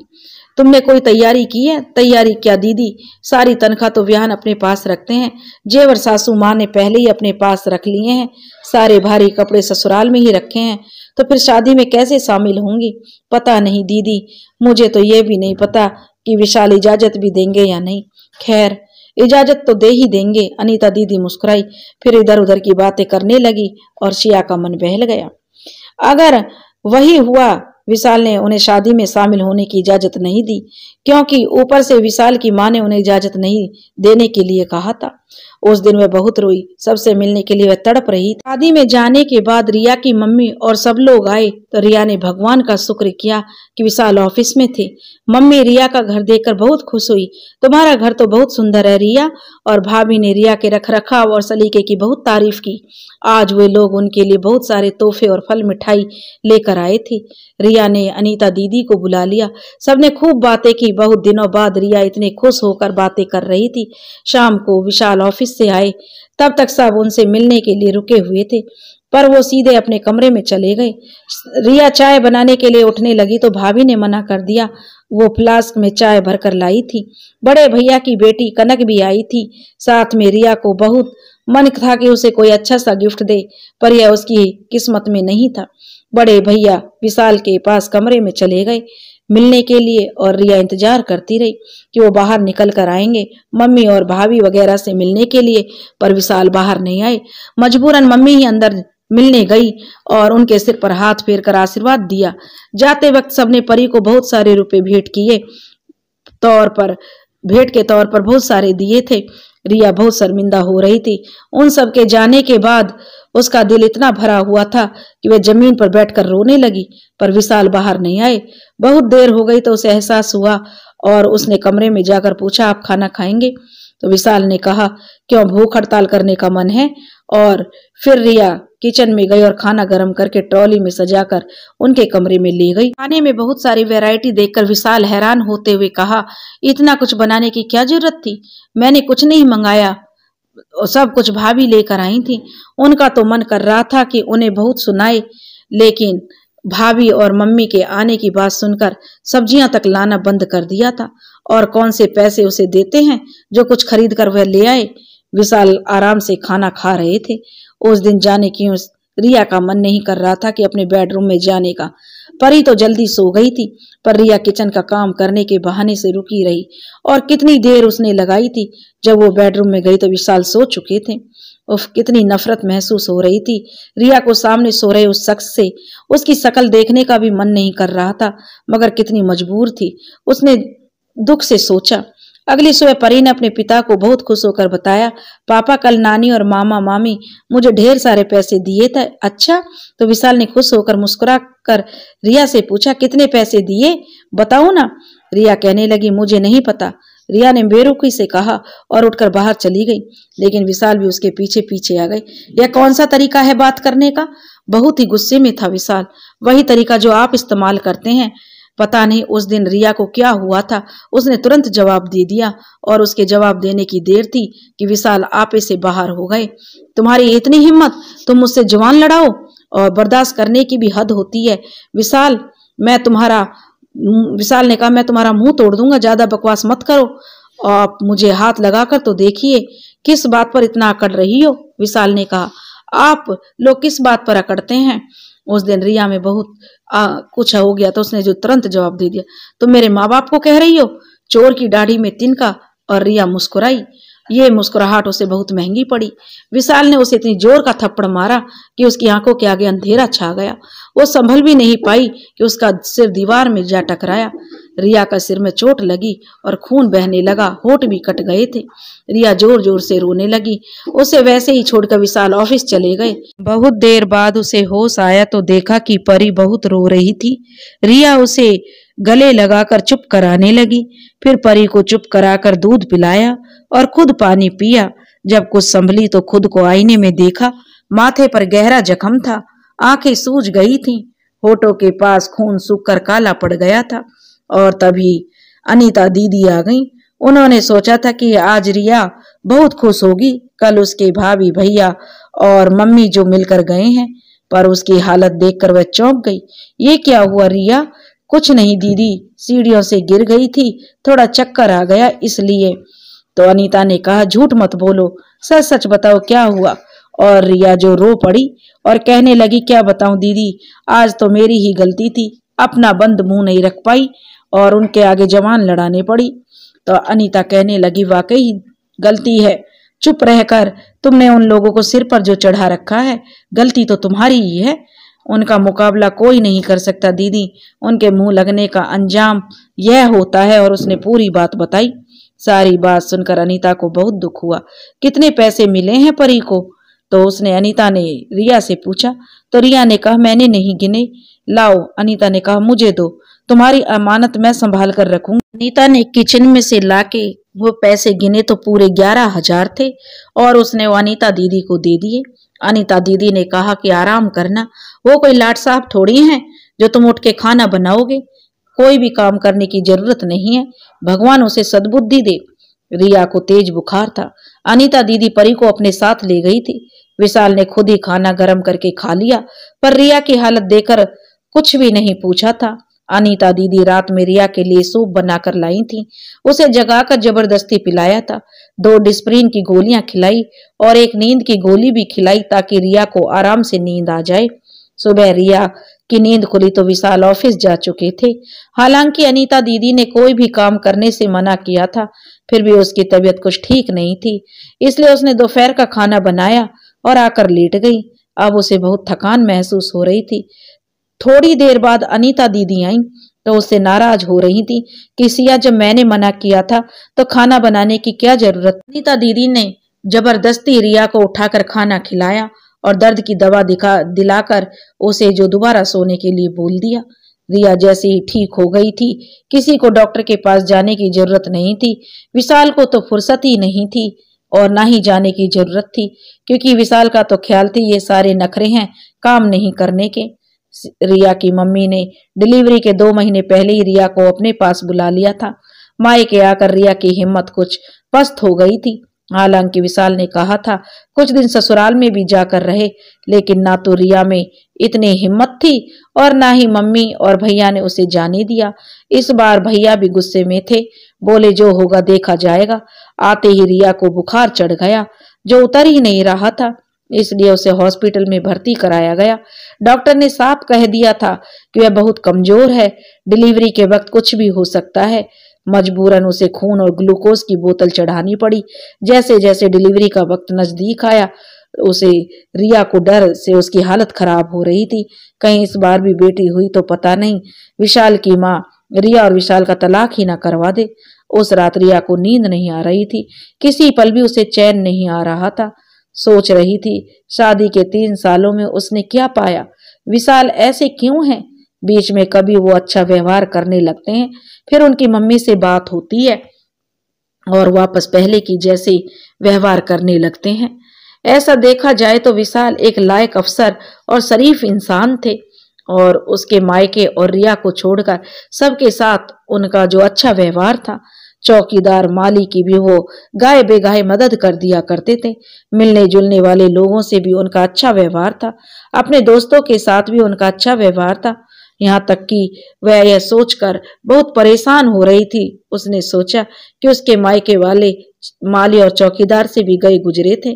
उनके लिए उस रात वह बहुत रोई, इसलिए सुबह तक उसकी तबीयत बिगड़ गई और उसे हॉस्पिटल ले जाना पड़ा। दोपहर को उसने एक बेटी को जन्म दिया। क्योंकि रिया बेहोश थी और उसकी मां ने यह सोचकर परेशान थी कि जब उसे होश आएगा तो बेटी के जन्म का सुनकर वह क्या सोचेगी। मगर जब उसे होश आया तो उसने बेटी के जन्म की बात सुनी तो ऐसे रिएक्ट किया जैसे उसे पता था कि उसे बेटी होगी। रिया की ससुराल में खबर भिजवाई गई, लेकिन वहां से कोई मिलने नहीं आया। भैया ने बहुत ही प्यार से बच्ची का नाम नेहा रखा, जो रिया को भी बहुत पसंद आया। विशाल का फोन आता था, अधिकतर उसकी बातें मम्मी या भैया से होती थी। रिया अक्सर बच्चों में लगी रहती थी। विशाल को भी फोन रखने की जल्दी होती थी, इसलिए बात नहीं हो पाती थी। एक दिन अचानक ही विशाल आ गए। रिया को बहुत हैरानी हुई। विशाल का मूड बहुत अच्छा लग रहा था। सबसे मिलकर वो रिया के पास कमरे में आ गए।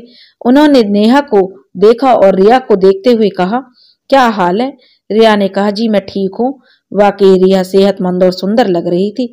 उसने गुलाबी रंग की साड़ी पहनी थी और हल्की सी लिपस्टिक, सिंदूर और माथे पर छोटी सी बिंदी लगाई हुई थी। विशाल अच्छे मूड से मिले तो रिया को भी बहुत खुशी होकर मिली और थोड़ी देर बाद रिया को विशाल की खुशी का राज पता चला कि विशाल की बहन सीमा की शादी है। उसे बहुत हैरानी हुई कि उसकी ननद की शादी तय हो गई और उसे कुछ खबर भी नहीं। आखिर कुछ भी है तो वह उस घर की इकलौती बहू। उसे अपनी हैसियत अच्छी तरह पता थी, पर इंसान भी कितनी खुशफहमी में रहता है, उम्मीदों के जाल में जकड़ा रहता है, सारी उम्र दुख उठाता ही है। चलो जल्दी से तैयार हो जाओ, विशाल ने कहा। रिया का दिल धक से रह गया और कहा, मम्मी बेचारी अकेली क्या क्या संभालेंगी, शादी में ज्यादा दिन नहीं है। रिया ने पूछा, कब होगी शादी। तो विशाल ने कहा, 20 दिन बाद। रिया सोचने लगी, अकेली क्यों है, 4 बेटियां हैं, 2 दामाद हैं, मिलकर तैयारियां कर रहे हैं और फिर विशाल के पिता भी तो हैं। 20 दिन उस जहन्नुम में गुजारने के ख्याल से ही जैसे रिया के जिस्म से जान निकल गई थी। अभी थोड़ी देर पहले वह कितनी खुश थी, पर शायद उसके नसीब में खुश होना नहीं लिखा था। उसका दिल कर रहा था कि वह विशाल से बहुत लड़ाई करे, आखिर वो उसे समझते क्या हैं। नेहा के जन्म को 1 महीने से ज्यादा हो गया था, पर कोई भी एक बार भी देखने नहीं आया था, जैसे कि उसकी कोई अहमियत ही नहीं है। और जब वो किसी के लिए अहमियत नहीं रखती तो वहां जाकर क्या करेगी। एक नौकरानी से ज्यादा उसकी हैसियत नहीं थी। आज काम है तो बहू की याद आई, उसका दिल भर आया। रोते रोते उसने सारा सामान समेटा। फिर विशाल के लिए चाय नाश्ता आ गया और नाश्ते के बाद उन्होंने गाड़ी में सारा सामान रखा। फिर सबसे मिलकर वो चली गई। और रिया जब ससुराल पहुंची तो उसने सास ससुर के पांव छुए तो विशाल के पिता ने तो आशीर्वाद दिया, पर विशाल की माँ के मुंह से कुछ नहीं निकला। दोनों बड़ी नंदों ने भी कोई अहमियत नहीं दी। सीमा तो खैर अपनी शादी की तैयारियों में जुटी थी। हाँ, सबसे छोटी ननंद पूजा, जो कि सिया की सहेली भी थी, वो अच्छे से मिली। उसने तुरंत आगे बढ़कर नेहा को गोद में उठा लिया और परी को भी प्यार किया। फिर उसी शाम चाय पीकर रिया शादी के कामों में लग गई। तो उसे ना तो खुद के लिए फुर्सत थी और ना ही बच्चों के लिए। भगवान ने दोनों बच्चियों के लिए पूजा के मन में प्यार न डाला होता तो जाने रिया कैसे संभालती। पूजा दोनों बच्चों का ख्याल रखने में अपनी माँ की डांट भी खा लेती थी और ज्यादा उस पर असर नहीं होता था। सीमा के दहेज में एक एक चीज रिया के मायके से आई हुई थी। जेवर, कपड़े, crockery, TV, fridge, washing machine और भी तमाम चीजें जो सिया ने कितने शौक से खुद के लिए खरीदी थी और किसी चीज को हाथ तक नहीं लगाया था, सारी चीजें पैक ही रखी थी, वैसे ही सीमा को दे दी गई। रिया ने सोचा शायद सीमा की किस्मत का ही था सब कुछ, अगर मेरी किस्मत का होता तभी तो मैं इन्हें इस्तेमाल करती। विशाल ने अपनी माँ से बहुत कीमती और अच्छा फर्नीचर दिया। रिया के मायके से भी कीमती तोहफे आए थे, पर फिर भी किसी ने उन लोगों को अहमियत नहीं दी। रिया का दिल दुख रहा था, पर वो कुछ नहीं कर सकती थी। शादी के 2 दिन बाद ही विशाल के साथ दिल्ली आ गई। दिल्ली पहुंचकर पहली फुर्सत में रिया सबसे पहले अनीता दीदी से मिली। वो भी उससे बहुत खुशी से मिली, उसके पति भी बड़े प्यार से मिले।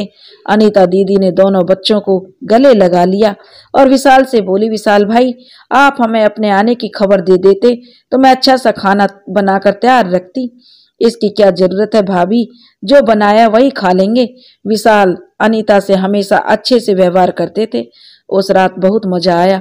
अनीता दीदी ने के यहाँ पर सबने साथ में खाना खाया, फिर चाय का दौर चला और अगले दिन छुट्टी थी, इसलिए वो लोग देर तक बातें करते रहे। दोनों बच्चों को नींद आ गई, इसलिए उन्हें गोद में लेकर वे लोग घर आ गए। अगले हफ्ते सीमा अपने पति के साथ आई थी। वे दोनों बहुत खुश थे। रिया ने हसरत से सोचा, कुछ लोगों की किस्मत कितनी अच्छी होती है, दूसरों की बेटियों को इतना दुख पहुंचाते हैं और फिर भी उनके नसीब खुशियों से भरे होते हैं। सीमा का पति नवीन बहुत हैंडसम और अच्छा इंसान था, फौज में कैप्टन था और पत्नी की हर अदा पर कुर्बान होता हुआ लग रहा था। वो दोनों हनीमून के लिए निकले थे और शिमला जा रहे थे। 1 हफ्ते बाद वापसी पर दोनों फिर आए थे और विशाल चाहते थे कि रिया उन्हें कीमती कपड़ों के साथ अपना कोई जेवर भी दे। और उस दिन रिया को बहुत गुस्सा आया, अभी शादी में तो मेरे जेवर और सारा सामान दे दिया, अब मेरे पास कौन सा जेवर है, सारा तो आपकी मम्मी के पास है, उन्हें फोन करके बोल दें। अच्छा, विशाल ने कहा, धीरे बोलो, इतना जोर से बोलने की क्या जरूरत है। रिया का मन किया कि वह जोर से बोले, लेकिन बोलने की उसमें हिम्मत कहाँ थी। सारी दुनिया को वह सोच रही थी, सारी दुनिया को इनकी हकीकतों का पता चलना चाहिए। फिर कुछ सोचकर खामोश हो गई। घर आए मेहमान के सामने क्या बहस करती, और बहस भी ऐसी जिसका कोई फायदा नहीं होने वाला था। गर्मियों की छुट्टियों में विशाल की दोनों बड़ी बहनें आई थीं अपने पति और बच्चों के साथ। वहां से वे लोग आसपास की जगहों पर घूमने गए। रिया ने हसरत से सोचा कि हनीमून की खुशियां किस्मत वालों को ही मिलती हैं। पूजा भी उनके साथ आई थी, पर वो दिल्ली में ही रुक गई। सब लोग हफ्ते भर रुके थे और विशाल की खुशियां देखते ही बनती थीं। रिया का सारा समय किचन में गुजर जाता और पूजा दोनों बच्चों को संभालती। रिया को पहली बार पता चला कि पूजा सभी भाई बहनों से अलग स्वभाव की थी। उसमें बिल्कुल भी घमंड नहीं था। 2 महीने वो दिल्ली में रही और रिया को बहुत अच्छा लगा। वो कोशिश करती थी कि रिया की ज्यादा से ज्यादा हेल्प करे। अनीता दीदी से भी उसकी दोस्ती हो गई थी।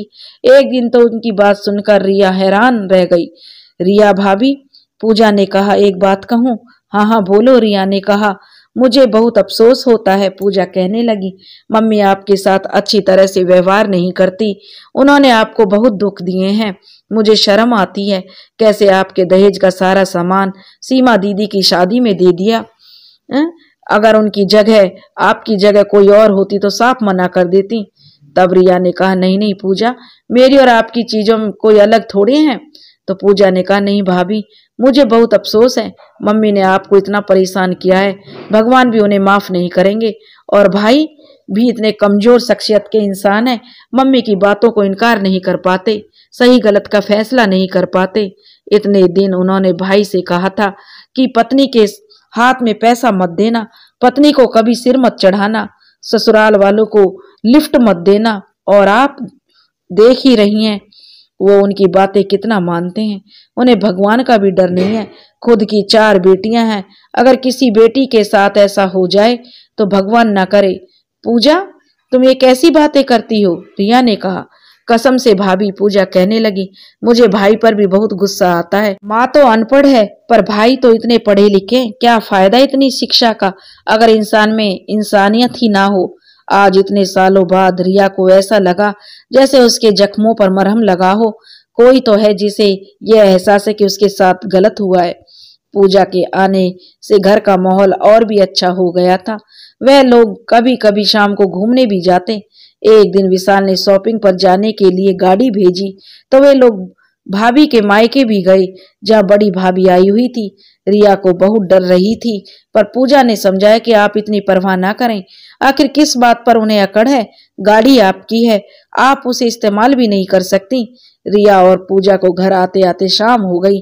रिया के डर के कारण बहुत बुरा हाल था। फिर पूजा ने समझाया कि भाभी आप बिल्कुल फिक्र नहीं करें, कुछ नहीं होगा। और सचमुच विशाल ने देरी से आने की वजह तो छोड़ो, यह भी नहीं पूछा कि वे लोग कहाँ गए थे।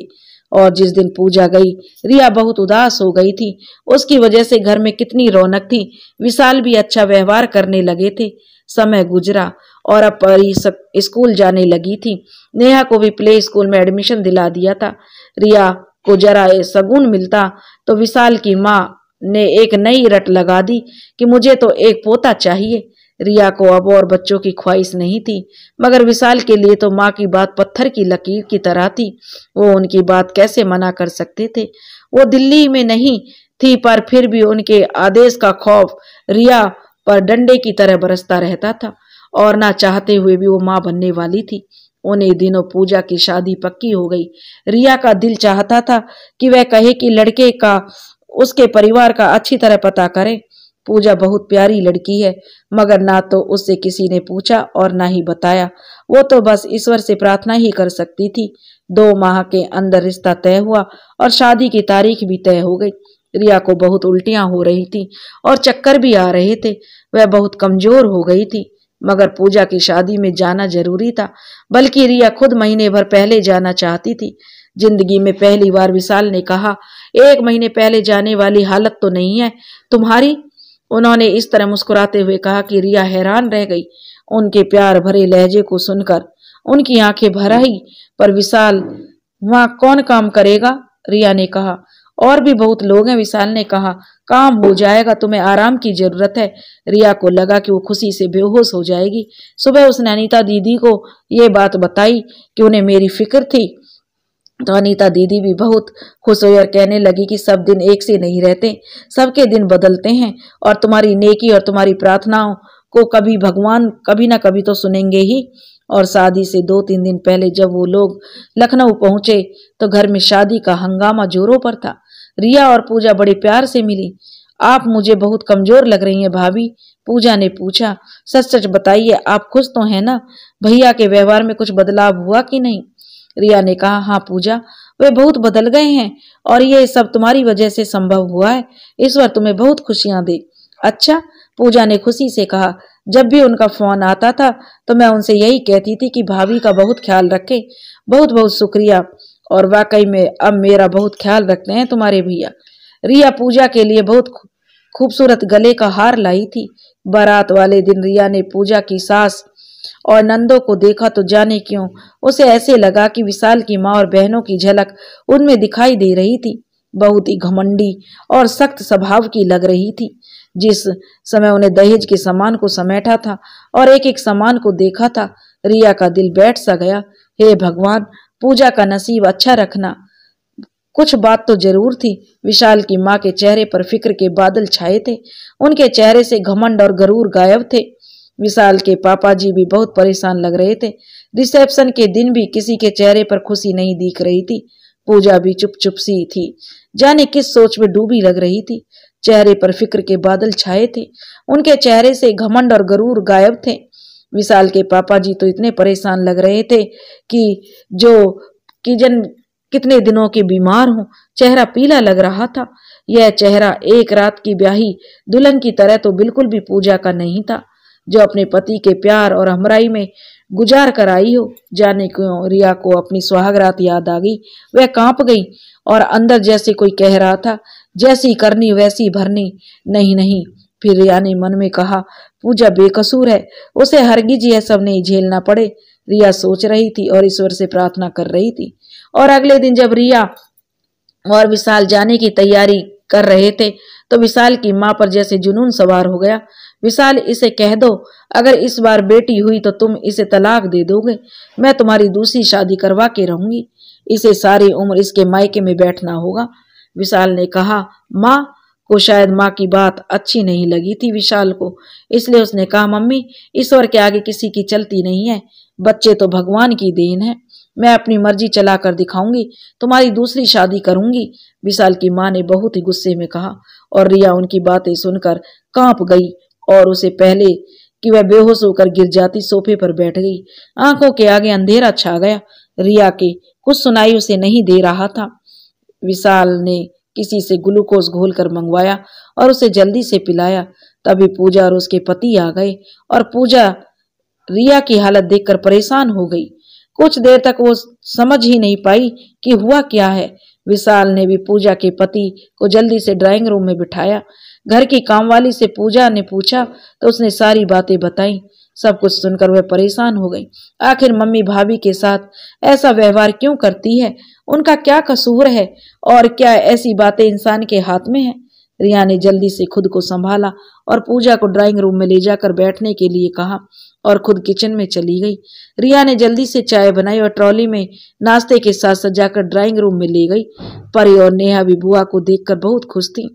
रिया सबको मुस्कुराते हुए चाय नाश्ता दे रही थी, जैसे अभी थोड़ी देर पहले तो कुछ हुआ ही नहीं था। उस दिन विशाल भी बहुत चुपचाप से थे। पूजा एक दिन के लिए पग फेरे के लिए आई थी और उसकी माँ ने ऐसा हंगामा किया था, घर के सभी लोग उससे नाराज थे।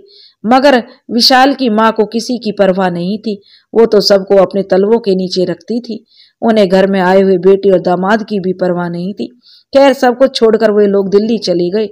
विशाल की छुट्टी खत्म हो गई थी, वो नहीं रुक सकते थे और ना ही रिया में हिम्मत थी कि वह रुक सकती। इस बार घर आकर रिया बिल्कुल खामोश हो गई। विशाल से भी बस जरूरत होती तभी बात करती थी। उसे हर पल एक ही डर लगा रहता। जैसे जैसे वक्त गुजर रहा था उसका दिल बैठता जा रहा था। उसने देखा कि विशाल भी बहुत परेशान है और चिंतित हैं। रिया इधर देख रही थी कि विशाल भी बहुत खामोश रहते हैं, उधर परेशान से लगते हैं।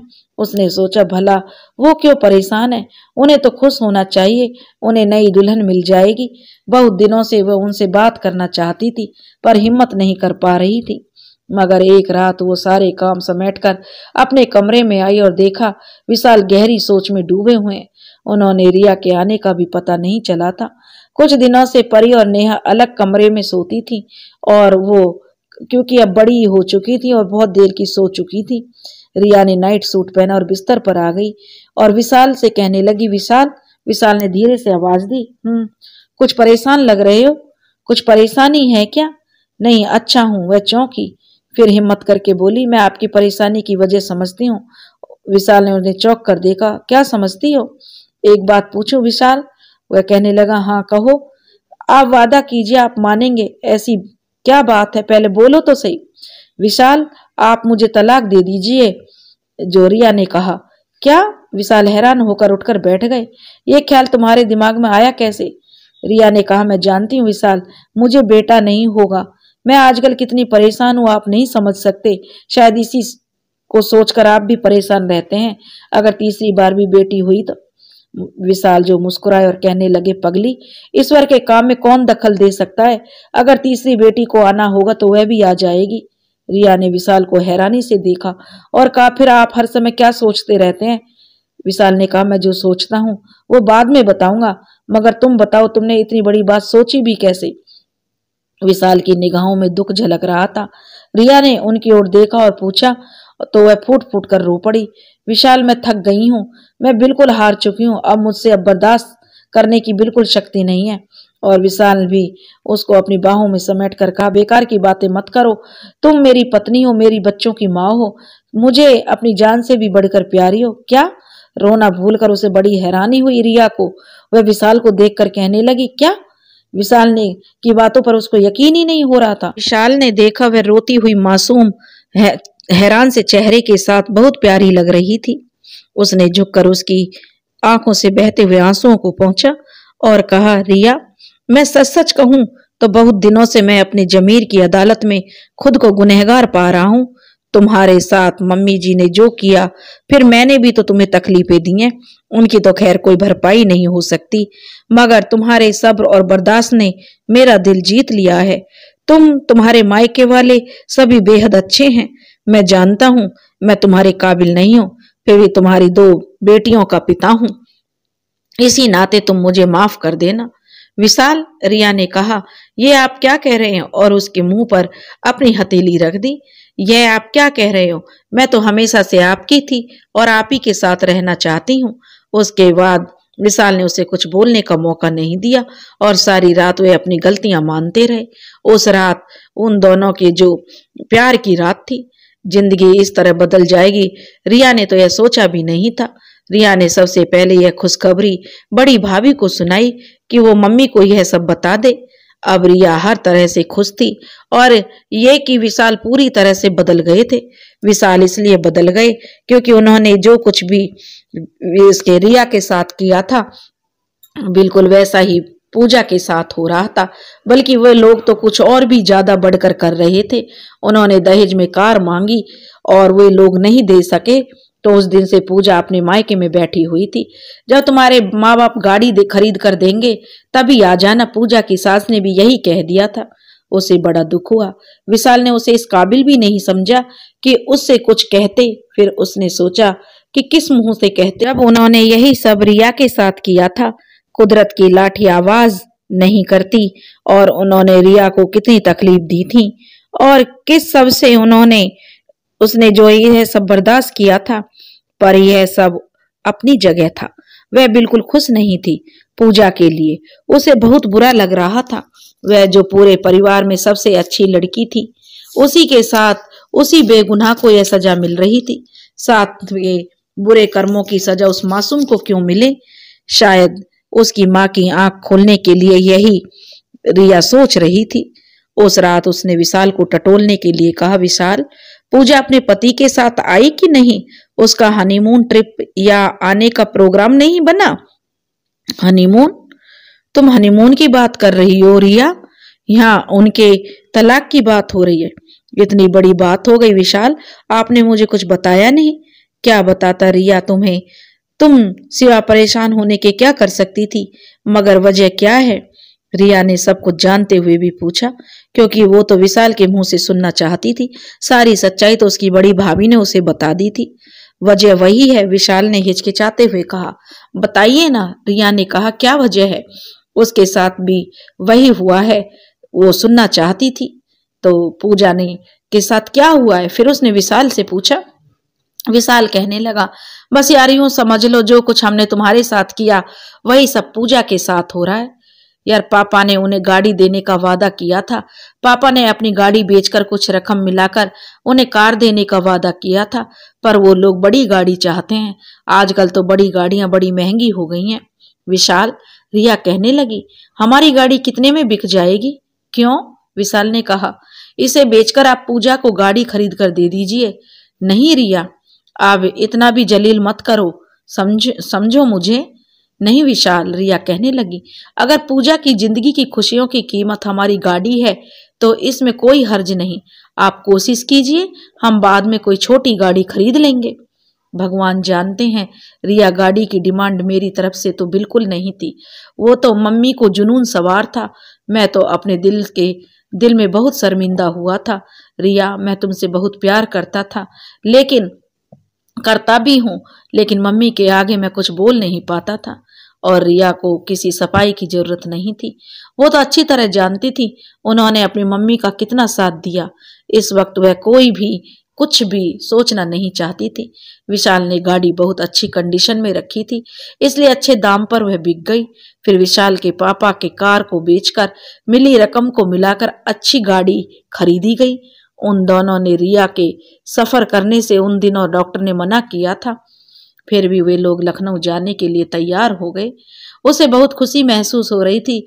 आज उसे एहसास हो रहा था कि सही मायने में किसी के काम आना क्या होता है। लेकिन विशाल खुश नहीं थे। उन्हें आज रिया के भाइयों का ख्याल आ रहा था कि उन्होंने कदम कदम पर रिया की शादीशुदा जिंदगी को संभालने के लिए कितना सहारा दिया और रिया को विशाल का अच्छे से यह रूप अच्छा भी लग रहा था। लखनऊ पहुंचते पहुंचते रात हो गई। विशाल की माँ बहुत कमजोर लग रही थी। पूजा को जब सारी बातें पता चली तो उसने बुरी तरह रोना शुरू कर दिया। बड़ी मुश्किल से रिया ने उसे संभाला और चुप कराया। उसे तो पहले ही अपनी भाभी पर होने वाली जायदादी का एहसास था। उसे पता था कि उसकी भाभी कितनी अच्छी है। जब तो जैसे ही रिया की अच्छाई के आगे वो नतमस्तक हो गई। अगले दिन पूजा के ससुराल वाले उसे आकर ले गए। पूजा के पति का चेहरा दमक रहा था। वो रिया जानती थी कि पूजा और सबके दिल पर क्या गुजर रही थी। विशाल की माँ को जिंदगी में ऐसा आईना दिखाया था कि उसके सारे कसबल निकल गए थे। उस दिन पहली बार विशाल ने रिया को कहा, चलो रिया, तुम्हारे मायके चलते हैं, लेकिन गाड़ी तो नहीं है। वो हिचकिचाए तो रिया ने कहा, कोई बात नहीं, हम टैक्सी कर लेंगे। और जब रिया अचानक अपने मायके पहुंची तो सब हैरान हो गए। सबकी खुशी देखते बन रही थी। रिया ने बताया, इस बार हम हवाई जहाज से आए हैं। डॉक्टर ने सफर के लिए मना किया था ना, इसलिए। भाभी ने शक की निगाह से देखा तो उन्हें उसकी बात पर यकीन नहीं आ रहा था, मगर रिया के चेहरे पर जैसे खुशियां छाई हुई थी, उसका चेहरा चमक रहा था। तो उन्होंने सोचा, इस बार उसे हमेशा खुश रखे। विशाल उस रात वहीं रुक गए थे और सब लोग बहुत खुश थे। रिया परेशान हो रही थी कि अगर इस बार भी बेटी हुई तो, पर विशाल ने उसे तसल्ली दे रहे थे, देखो बेटी ईश्वर का वरदान होती है। फिर आज के जमाने में बेटी और बेटे में कोई फर्क नहीं है, और बेटियां माँ बाप की हमदर्द होती हैं। मगर विशाल, बेटियों के नसीब से डर लगता है, रिया ने कहा। और उसी रात रिया को हॉस्पिटल ले जाना पड़ा और इस बार उसे बेटा हुआ। सब लोग खुश हो गए। बड़े भैया ने रिया के ससुराल में फोन करके बताया और सबको बहुत हैरानी हुई जब विशाल के पिता के साथ उसकी माँ भी आई, फल और मिठाइयों की टोकरी के साथ। उसने खुद से आगे बढ़कर सबका मीठा मुंह कराया। तभी पूजा भी अपने पति के साथ आ गई। माहौल और भी अच्छा हो गया। शायद उसका पति भी दिल का बुरा नहीं था। और रिया सोच रही थी कि उसका बेटा कितना खुश नसीब है, सबके लिए खुशियां लेकर आया है। दोस्तों, अगर आपको हमारी कहानी पसंद आई हो तो प्लीज हमारे चैनल को लाइक करें, सब्सक्राइब करें और शेयर करें। राधे राधे।